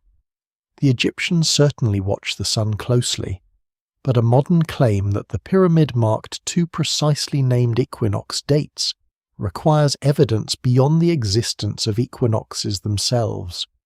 Nor is there an inscription linking the face recesses to a solar festival. No surviving text instructs priests or observers to watch for a dividing shadow. No ancient relief portrays the pyramid as 8 planes emerging in light. The absence is not absolute disproof, because much documentation has vanished, but it leaves the astronomical theory without direct support. What survives in the record suggests broad solar significance, not a confirmed shadow calendar. Symbolic readings extend further. Some propose that 8 faces represented rays of the sun, balanced between cardinal and intermediate directions, or a hidden numerical order.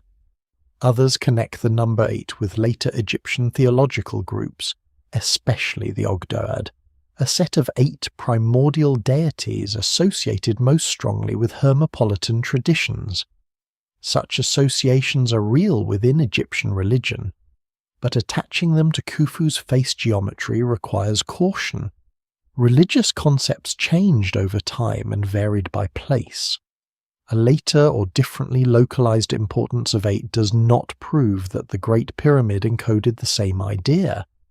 Numerical interpretations can become even less restrained. The pyramid's dimensions have been made to yield ratios involving the circle, the earth, astronomical distances, calendars, and constants unknown in formal notation to Old Kingdom Egypt. Some relationships may reflect genuine design choices, practical slope systems, or the unavoidable mathematics of a large square pyramid. Others depend on selecting particular measurements, reconstruction assumptions, or units after the fact. Since the original height, casing edges, and summit are partly lost, small changes can produce strikingly different ratios. The apparent 8 sides are especially vulnerable to this pattern. Once accepted as intentional, they become a foundation for further claims about secret science. The line of reasoning often runs backward. The pyramid reveals 8 planes under special light. Therefore, the builders possessed advanced astronomical knowledge. Therefore, every irregularity is deliberate. Therefore, the absence of records proves the knowledge was hidden. This method protects a theory from being tested. Missing evidence becomes part of the mystery instead of a reason for caution. Nothing about the genuine achievement requires lost or supernatural technology. Careful observation of shadows is ancient. Cardinal alignment can be achieved with simple instruments and repeated work. Large stone surfaces naturally produce subtle optical effects. The builder's skill becomes more impressive when understood through the society that trained, fed, recorded, and coordinated them, not when removed from history and assigned to an unknown civilization. The strongest interpretation keeps 2 ideas in view at once. The monument was unquestionably embedded in solar and celestial meaning. Its exact interaction with light mattered to its appearance, and perhaps to ritual experience. At the same time, the specific claim that 8 hidden faces deliberately announced the equinox lacks direct evidence. Solar significance is established broadly. The shadow calendar is speculative. Late sunlight still gives the theory emotional force. A bright plane and a dark plane meet where no ordinary corner should be. The effect seems to offer a moment of contact with the architects, as if they planned for a distant observer to stand beneath the same sky and notice the same line. Perhaps some ancient observers did notice it. Perhaps the casing muted it. Perhaps the line did not yet exist in its present form. The sunlight cannot tell us which.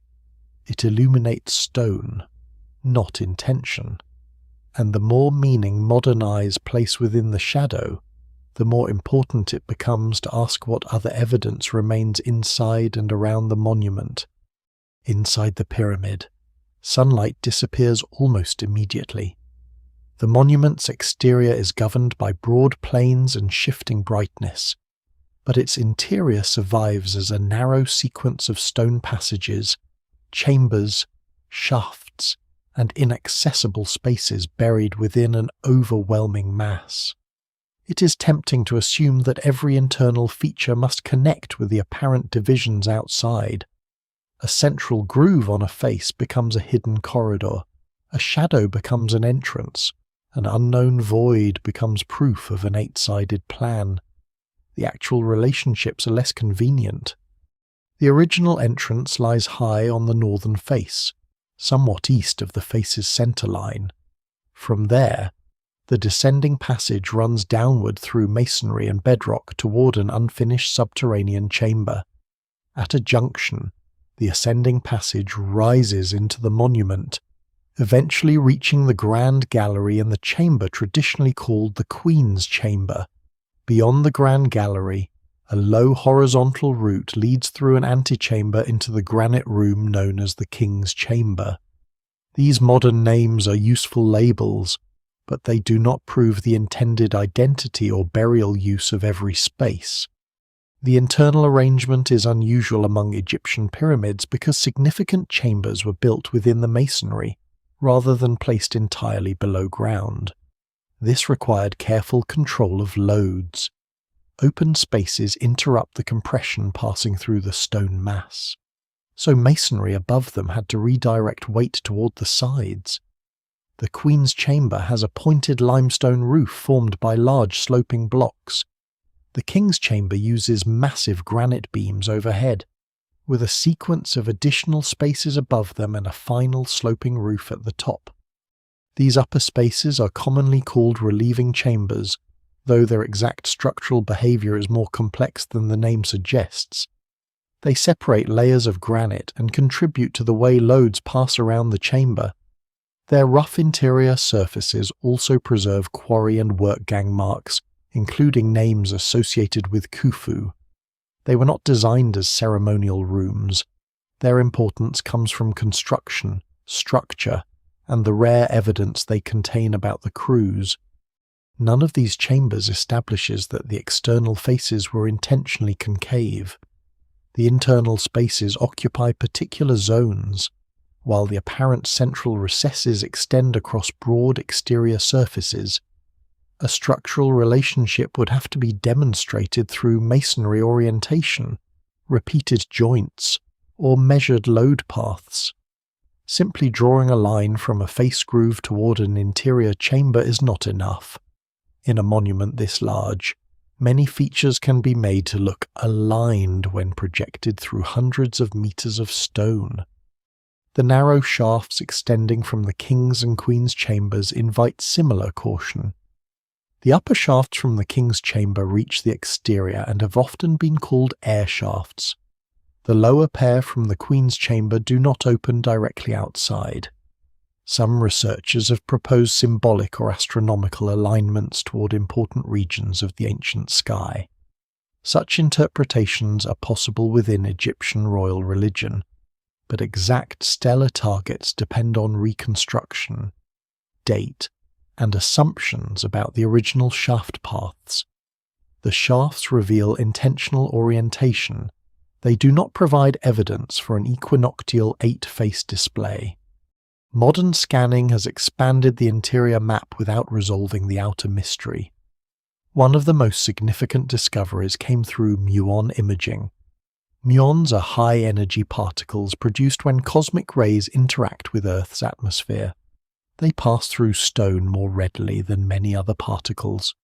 Detectors placed inside or around a large structure can record how many arrive from different directions. A region of lower density allows more muons through, making substantial voids detectable without drilling into the monument. In 2017, multiple detector systems identified a large unknown space above the Grand Gallery, often called the Big Void. It appears to extend for at least 30 meters, though its precise shape, orientation, and purpose remain uncertain. It may be one continuous cavity or a sequence of spaces. It could relate to construction, weight management, or a function not yet understood.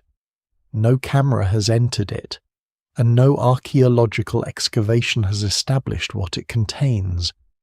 The Big Void is sometimes confused with a separate feature near the northern face. Scanning had detected an anomaly behind the large chevron stones above the original entrance. Later investigations identified a corridor roughly 9 meters long, now called the North Face Corridor. A small camera introduced through a narrow opening revealed a roofed space behind the chevrons. This was a genuine visual exploration. Unlike the still unentered Big Void, the two features occupy different positions and should not be merged into one hidden chamber.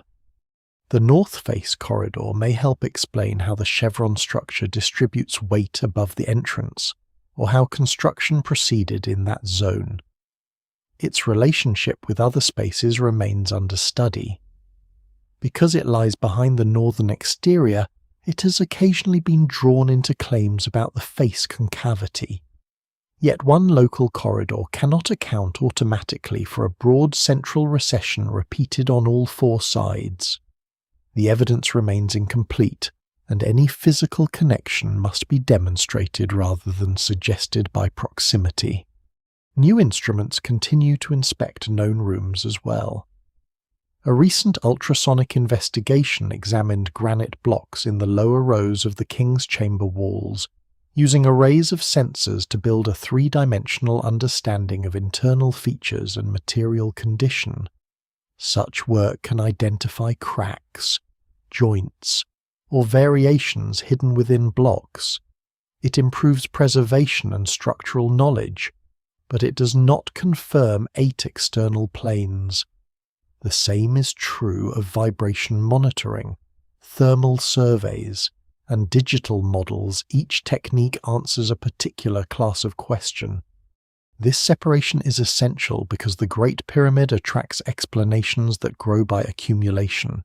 A surface shadow, a thermal anomaly, a Mune void, an ancient shaft, and a numerical ratio are gathered into one story as if they were independent confirmations.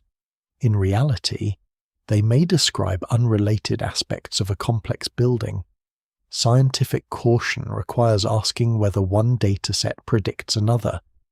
Does the 8-sided model predict the exact location and shape of the big void so far? It does not. Does the north face corridor repeat behind the other faces? No equivalent set has been established. Does internal ultrasound show masonry converging along 4 central folds? It has not. The interior nonetheless offers a valuable lesson about ancient engineering. Khufu's builders used different stones and roof forms according to location. They created narrow passages with controlled slopes, large ascending spaces, granite chambers, concealed structural zones, and channels that extended through the masonry. The monument was not a homogeneous pile. Its internal differences could influence how outer courses were laid, how work routes moved, and where temporary structures were required. A relationship with surface irregularity remains possible in principle, but it must be specific. What survives inside also shows how much of the pyramid is still inaccessible. Known passages occupy only a tiny fraction of its volume. Dense stone surrounds them on every side, and non-invasive techniques provide indirect glimpses rather than complete maps. Unknown spaces do not imply treasure chambers, secret archives, or evidence of lost civilizations. In a construction this massive, voids may serve structural, logistical, or accidental roles. Some may be intentional spaces, others may be gaps between masonry zones. The exterior mystery and the interior mystery therefore touch without merging. Both arise because the original construction process is only partly preserved. The surface carries missing casing and damaged core. The interior contains sealed masonry and space is visible only through particles, sound, or temperature. Each new scan adds a piece while exposing another uncertainty. Deep within the pyramid, the big void remains dark and untouched. Outside, low sunlight still draws a line down the face. Between them lie millions of stones, and no evidence yet proves that the darkness above the Grand Gallery and the shadow on the casing line belong to the same design. The stones between the interior darkness and the exterior shadow have not remained untouched. Soon after the pyramid ceased to function as a guarded royal monument, human attention began to change it. The exact history of intrusion is uncertain, because different passages and disturbances may belong to different periods. The original burial equipment disappeared, the granite sarcophagus was left empty, and access routes were forced or reopened. Yet the removal of treasure and the removal of architecture were separate processes. Tomb robbers sought portable wealth inside. Later stone quarriers treated the monument itself as a source of valuable building material. The famous forced tunnel on the northern side is traditionally associated with the Abbasid Caliph al-Ma'mun in the 9th century AD. Medieval accounts helped establish the story, but the attribution is not entirely secure. The tunnel may have followed or reopened an earlier breach. It cuts roughly through masonry before joining the ancient passage system, demonstrating how determined intruders could bypass the original entrance. Even this dramatic wound, however, affects only a small area compared with the loss of the casing across 4 enormous faces. Fine Tura limestone was valuable. Once royal authority and religious protection no longer prevented extraction, casing blocks offered pre-cut material close to a growing city. Removing them was still difficult, but easier than quarrying, transporting, and shaping equivalent stone from the beginning. Cairo's expansion created demand for masonry, and stone from ancient monuments entered later buildings, walls, and lime production.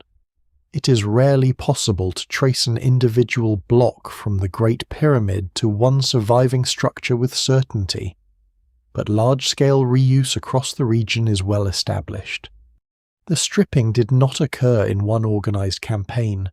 It probably unfolded intermittently over centuries, shaped by political control, labor, access, need, and the condition of the monument. Some periods may have seen systematic quarrying, others only local removal. Workers attacked reachable courses, loosened joints, and created routes upward. Once one casing block was removed, neighbouring stones became easier to reach but less supported. Backing masonry could fall or be taken with it. The process advanced unevenly, leaving patches, channels, and projecting masses. A severe earthquake in 1303 is often presented as the moment the casing fell away. The earthquake affected Cairo and damaged monuments, and it may have loosened stone or accelerated removal, but it should not be treated as a single event that stripped a complete White Pyramid overnight. Some casing was likely missing before the earthquake, and much extraction occurred through deliberate human activity afterward. Earthquakes can fracture joints and dislodge weakened blocks. People then exploit the damage.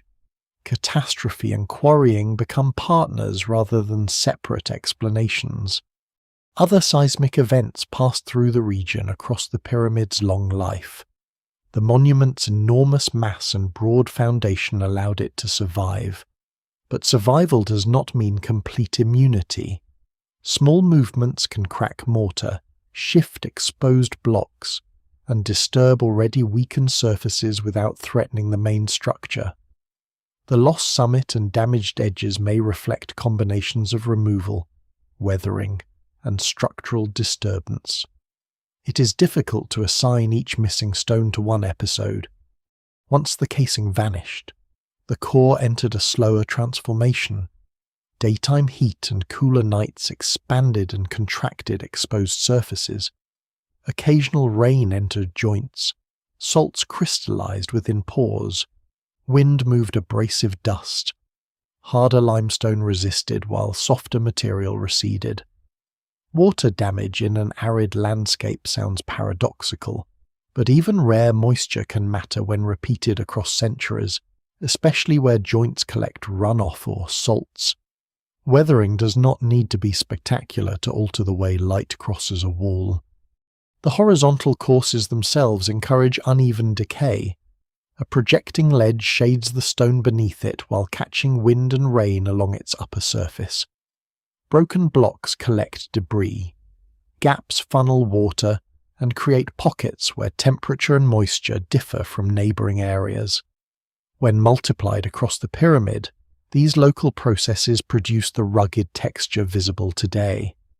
A face that began with a broad constructional hollow could become deeper and less regular. A face that began nearly flat could acquire recesses through selective removal. Central zones may have been especially vulnerable for practical reasons. Corners are formed by interlocking geometry and may contain blocks whose removal threatens larger areas. The broad middle of a face offers more working room and may expose regular courses suitable for extraction. If a pre-existing recess or construction route existed there, quarriers could use it as an approach. The result would concentrate damage near the same center line that modern sunlight later emphasizes. This possibility lies at the heart of the argument that the so-called 8 faces are largely products of the pyramid's recent history. Laser scans and photographic models show surface disruption rather than 8 regular triangles. Historical analysis links visible hollows with casing loss and the extraction of backing stones. Under this interpretation, The sunlight does not restore an old kingdom design. It reveals the geography of dismantling. But the word recent is relative. Damage centuries old can look eternal beside a modern city, even though it occupies only the final portion of the pyramid's life. The monument stood for thousands of years before some of its most familiar scars appeared. A person in Khufu's reign, a visitor in the Roman period, a medieval stone worker, a 19th century surveyor, and a modern tourist may all have encountered visibly different pyramids. There is no single timeless view. Modern activity adds another layer. Early explorers cleared debris, entered passages, made measurements, and sometimes used methods that would not meet present conservation standards. Visitors climbed the courses and wore paths across stone. Graffiti appeared. Excavation exposed foundations and casing sockets that had long been buried. Later conservation sought to stabilize loose blocks, control access, document cracks, and preserve vulnerable areas. Every act of revealing the monument also changes its environment to some degree. Restoration cannot simply return the missing casing. Reconstructing a complete surface would require assumptions about block depth, face geometry, joint pattern, summit form, and the very concavity under debate. It would also conceal the historical core that has become part of the monument's identity. Conservation therefore tends to protect surviving evidence rather than rebuilding an ideal exterior. The pyramid remains visibly incomplete because its incompleteness contains information. Air pollution, vibration, tourism, and urban growth now surround concerns that Khufu's builders never faced. Scientific monitoring examines material condition, temperature, movement, and seismic response. Three-dimensional documentation creates a record against which future change can be measured. These methods may eventually distinguish stable constructional patterns from areas of active decay, but they cannot reverse the losses that removed the original surface. Every scar has a sequence. A casing block is extracted. The backing stone behind it becomes exposed. A neighbouring block fractures. Sand and moisture enter the opening. Centuries of temperature changes soften the edges. A later photograph captures the cavity as part of a dark central band. By then, the first action has vanished from memory, leaving only a shape that appears deliberate. The apparent 8 sides are therefore inseparable from the pyramid's biography. They belong not only to the day of construction but to every century of dismantling and endurance that followed. Earthquakes may have loosened the skin. Quarriers removed it. Weather altered what they left. Surveyors mapped the result, and sunlight gave the damage a geometric voice. The monument did not pass unchanged through history. History entered the monument, stone by stone. After centuries of observation and decades of increasingly precise measurement, the evidence can answer several questions with confidence. The exposed faces contain central recesses, grooves, and deviations. Oblique sunlight can divide a face into broad zones of brightness and shade. The phenomenon was described by Petrie in the 19th century. Long before the famous aerial photographs, it is not restricted absolutely to 2 days each year. The present surface is largely core and backing masonry exposed after most of the white casing disappeared. These points are not the mystery, they are the ground beneath it. The uncertainty begins when the present shape is projected backward.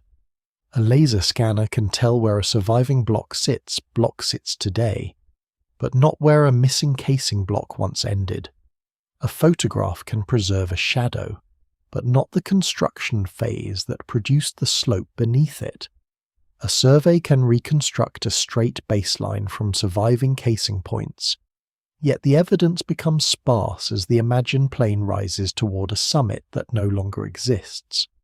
The original exterior is precisely the part required to decide whether ancient viewers saw 4 faces, 8, or 4 surfaces with an almost imperceptible inward tendency.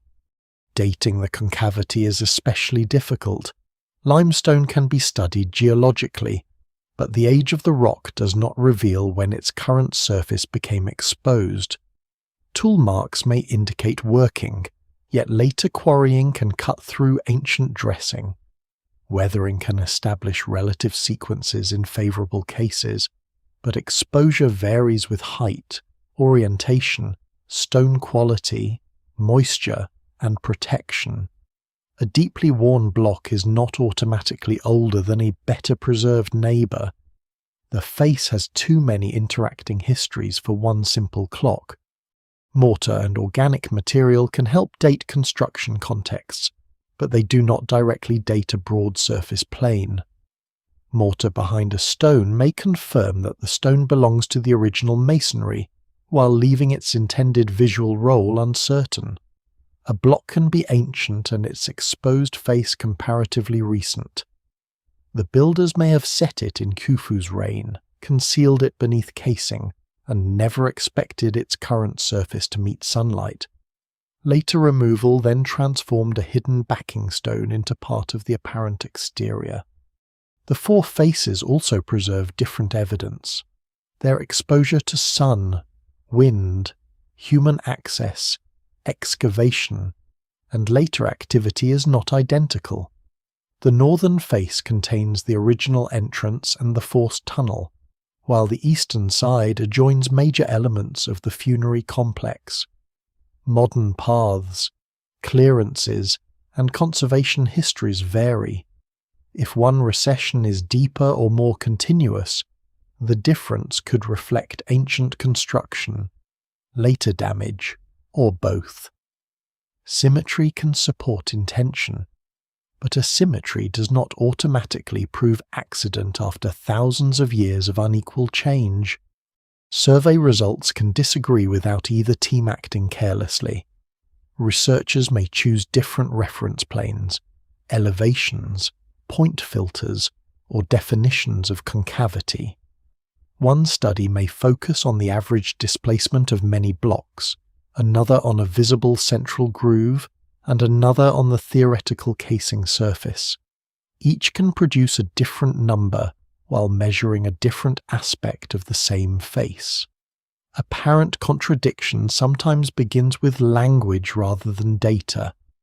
The phrase 8 sides is itself one such problem. In strict geometry, an 8-sided pyramid would have 8 distinct planar faces meeting along defined edges. The Great Pyramid's present surface does not meet that ideal cleanly.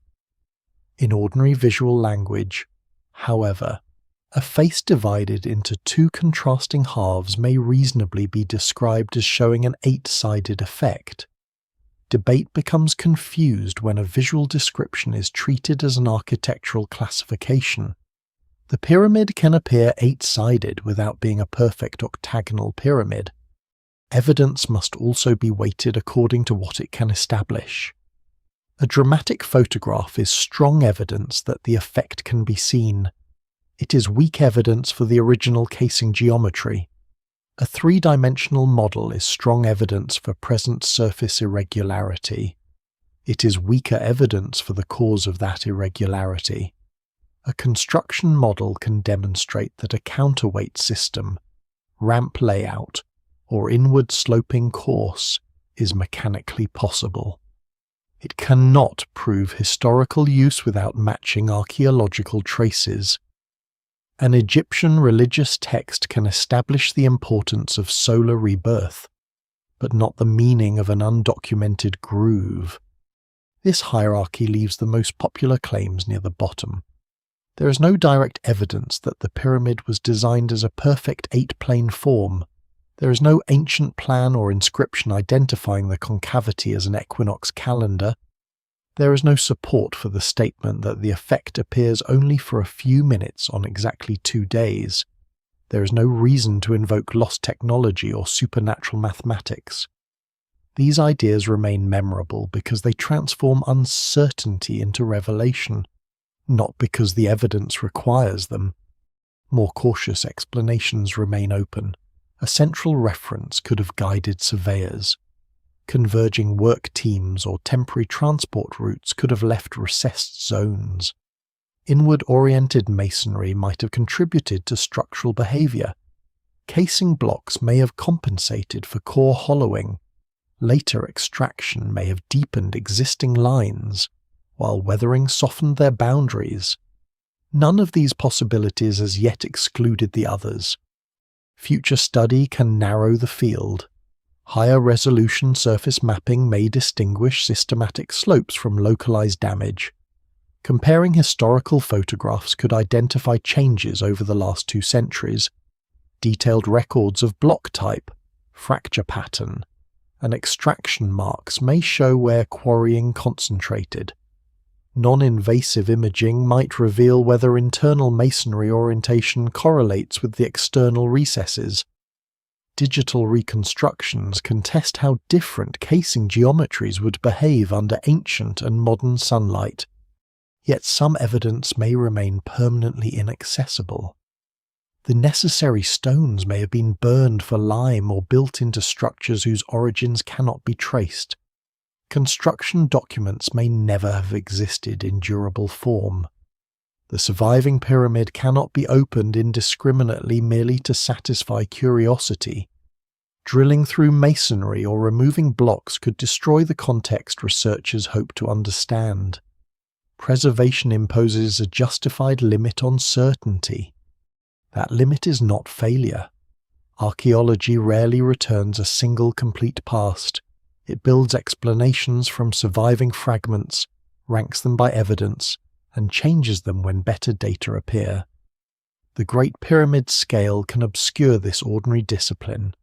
Because the monument looks permanent, people expect its questions to have permanent answers, but the surface is fragmentary, the casing lost, and the builder's working decisions largely silent.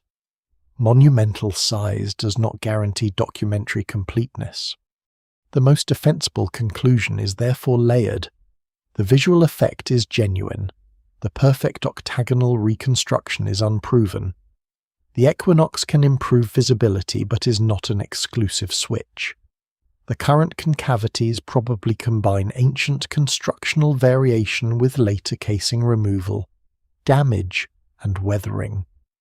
The original finished appearance remains uncertain, though the straight reconstructed casing baseline weighs against a sharply divided 8-face exterior. No single explanation fully accounts for every surviving detail. That unresolved space should not be filled with certainty borrowed from imagination. It can remain open without becoming empty. Indeed, the mystery grows more human when its causes are allowed to accumulate, surveyors establishing lines, masons correcting courses, quarry workers removing valuable stone, earthquakes loosening joints, weather rounding scars, photographers waiting for low light, and researchers comparing millions of digital points. The evidence cannot restore the vanished casing or recover the thoughts of Khufu's architects. It can only bring the possibilities closer together until some become unlikely and others remain plausible.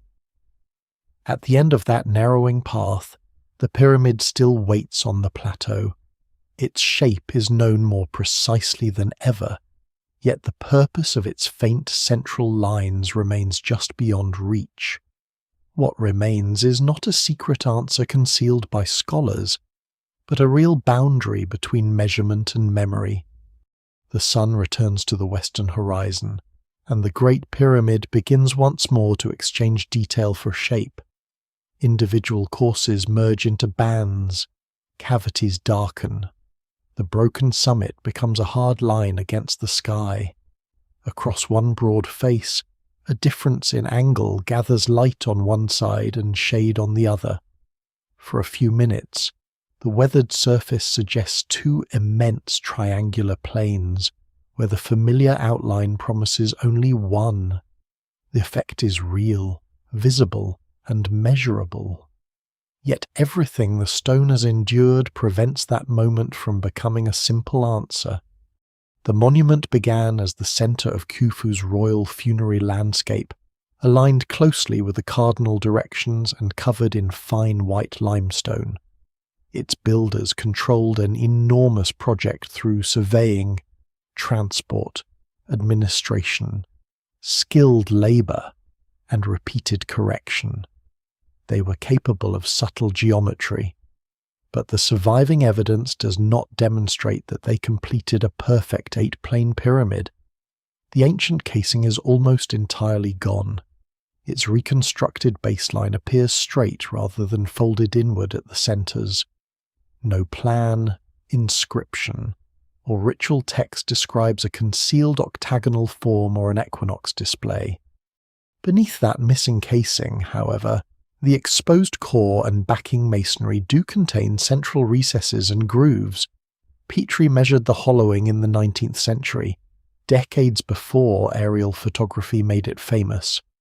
Modern laser scanning and photogrammetry confirm deviations while showing that they're uneven, changing with height and interrupted by damage.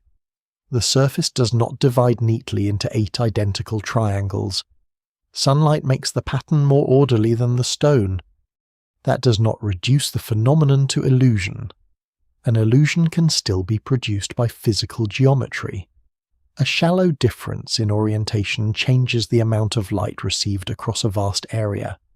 Rough blocks, missing stone, and broad recesses reinforce one another until the eye recognizes a vertical division. The effect can become especially clear when the sun is low, and its rays move almost along a face. Conditions near the equinoxes may be favourable, but they are not an exclusive switch operating only twice each year. The old claim contains a small truth surrounded by unnecessary certainty. The pyramid can appear to have 8 sides. That appearance may become striking near particular solar alignments, but the precise date, duration, and visibility depend on viewpoint, weather, atmosphere, surface condition, and the position of the sun. There is no single instant when the monument reveals 8 perfect planes to every observer. The celebrated image is a meeting of geometry and circumstance. The cause of the geometry remains layered. The builders may have used central axes to control faces that extended hundreds of meters. Work teams may have met along those lines. Temporary ramps, sliding routes, or construction corridors may have affected the masonry. Courses may have included inward-oriented elements, though proposed continuous systems remain unconfirmed. The casing could have corrected a recessed core, leaving 4 flatter finished surfaces. Later quarrying then removed that correction and disturbed the backing stone beneath it. Earthquakes, weather, and time continued the work.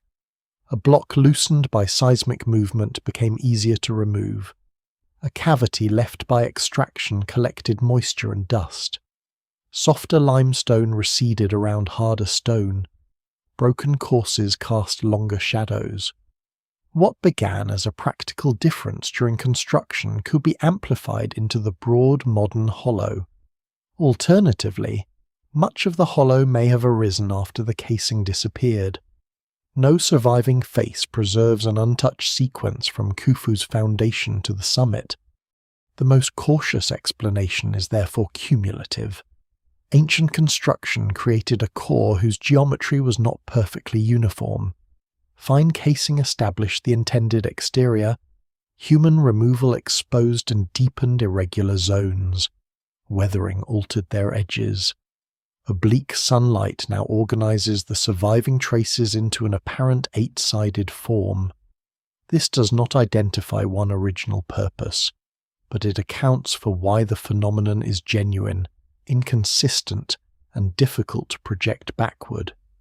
Such an answer lacks the clean satisfaction of a secret calendar. It contains no lost scientific order waiting to be decoded, yet it restores something more substantial the monument's life. The Great Pyramid is often imagined as a completed object placed into history all at once. In reality, it has never stopped changing. Its builders changed it every day as courses rose. Priests and officials changed its meaning through ritual. Intruders altered its interior. Stone workers transformed its exterior.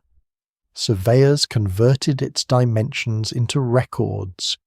Cameras turned its shadows into evidence, and digital scans made its weathered surface measurable point by point. The apparent extra faces belong to that entire sequence. They cannot be assigned confidently to one architect drawing a line on a plan, nor dismissed as mere fantasy. They are physical traces interpreted through light. Some may come from Khufu's crews. Others belong to people who removed what those crews had placed. The division visible today is an inheritance shared by creation and loss. This is why the mystery persists despite better technology. Scientific instruments can map the surviving stone with extraordinary precision, but precision about the present does not automatically recover the past. Muons can reveal a large void above the Grand Gallery. Cameras can enter a short corridor behind the northern chevrons. Ultrasound can inspect granite within the king's chamber. None of these discoveries restores the missing casing or explains every external recess. Knowledge advances while the central historical absence remains. Future surveys may determine whether the recesses follow systematic courses or correlate with internal masonry. Better damage mapping may identify the routes followed by later quarriers. Digital reconstruction may show which casing geometry best fits surviving sockets and points. Perhaps a forgotten fragment of archaeological evidence will sharpen the answer. More likely, explanations will become gradually narrower rather than suddenly complete. The pyramid rarely yields its history in the form of a single revelation. What it offers instead is a discipline of looking. From far away, it is a perfect symbol. From close range, it is millions of individual decisions. Under noon light, it appears massive and simple. Near sunset, it becomes divided and uncertain. Each view is true within its scale, but none is sufficient alone. The four-sided icon and the eight-sided effect are not enemies. One describes the intended geometric family, the other describes what light can draw from the surviving surface. The builders could not have anticipated every future gaze. They worked for a king, a divine order, and a horizon beyond death. They could not know that their casing would be carried away, that their hidden core would face the open air, or that distant machines would record its contours from the sky. If they created central recesses as working guides, those guides have outlived the work. If the recesses were later damaged, the damage has become part of the monument's identity. If the finished casing once carried a subtle fold, the proof was lost with the stone that formed it. The Great Pyramid therefore keeps its most compelling secret in full view. Nothing supernatural blocks access to it. The evidence is visible but incomplete, and the missing pieces are the very surfaces required for certainty. A perfect answer would need the pyramid as it stood on the day its casing was finished. History has preserved the monument but not that moment. So the observer waits for the light. As the sun lowers, one half of the face brightens and the other settles into shade. A central line becomes briefly legible across the enormous slope. It may be the echo of surveyors, the scar of quarrying, the result of inward masonry, or the combined signature of all three. The effect asks for attention without promising resolution. Then the solar angle changes, and the line begins to dissolve. The plateau grows quieter as evening reaches the stone. Warm colour leaves the western face, and the courses that held sharp shadows a few minutes earlier soften into grey. From the valley, the pyramid becomes simple again, a dark triangular mass above the edge of the city. Its chambers remain sealed within it. Its missing casing survives only in scattered blocks, foundations, records, and imagination. More than 4,000 years separate the last light on the monument from the hands that raised its earliest courses. That distance is difficult to feel because the pyramid is still present. It stands so heavily in the world that it seems to defeat time, yet its worn summit, empty chamber, broken casing, and uncertain faces show that even stone survives by losing parts of itself. Human memory works in much the same way. It preserves outlines while details disappear. It joins fragments into patterns and gives names to shadows. Sometimes the pattern is correct. Sometimes it is only the most graceful bridge across what has been lost. The task is not to stop imagining, but to remember where evidence ends and imagination begins. The people who measured chords at Giza are gone. The boat crews who brought pale limestone from Tura are gone. The voices of foremen, stonecutters, scribes, and priests no longer travel across the plateau. What remains of their intentions rests silently in joints, alignments, tool marks, passages, and voids. Their work survives more fully than their explanations. Night gathers slowly over the pyramid. The line that divided one face into two is no longer visible. The stone does not announce whether it has 4 sides or 8. It simply holds every version of its history at once: the rough core, the vanished white surface, the damage of later centuries, and the shape seen by the last light of day. Above it, the sky turns deeper, and the first stars appear over the northern horizon. The pyramid settles into darkness, still aligned, still incomplete, still carrying the memory of sunlight across its weathered face. By morning it will look different again, and somewhere within that changing light, between what the builders made and what time has left behind, the hidden shape will continue to wait.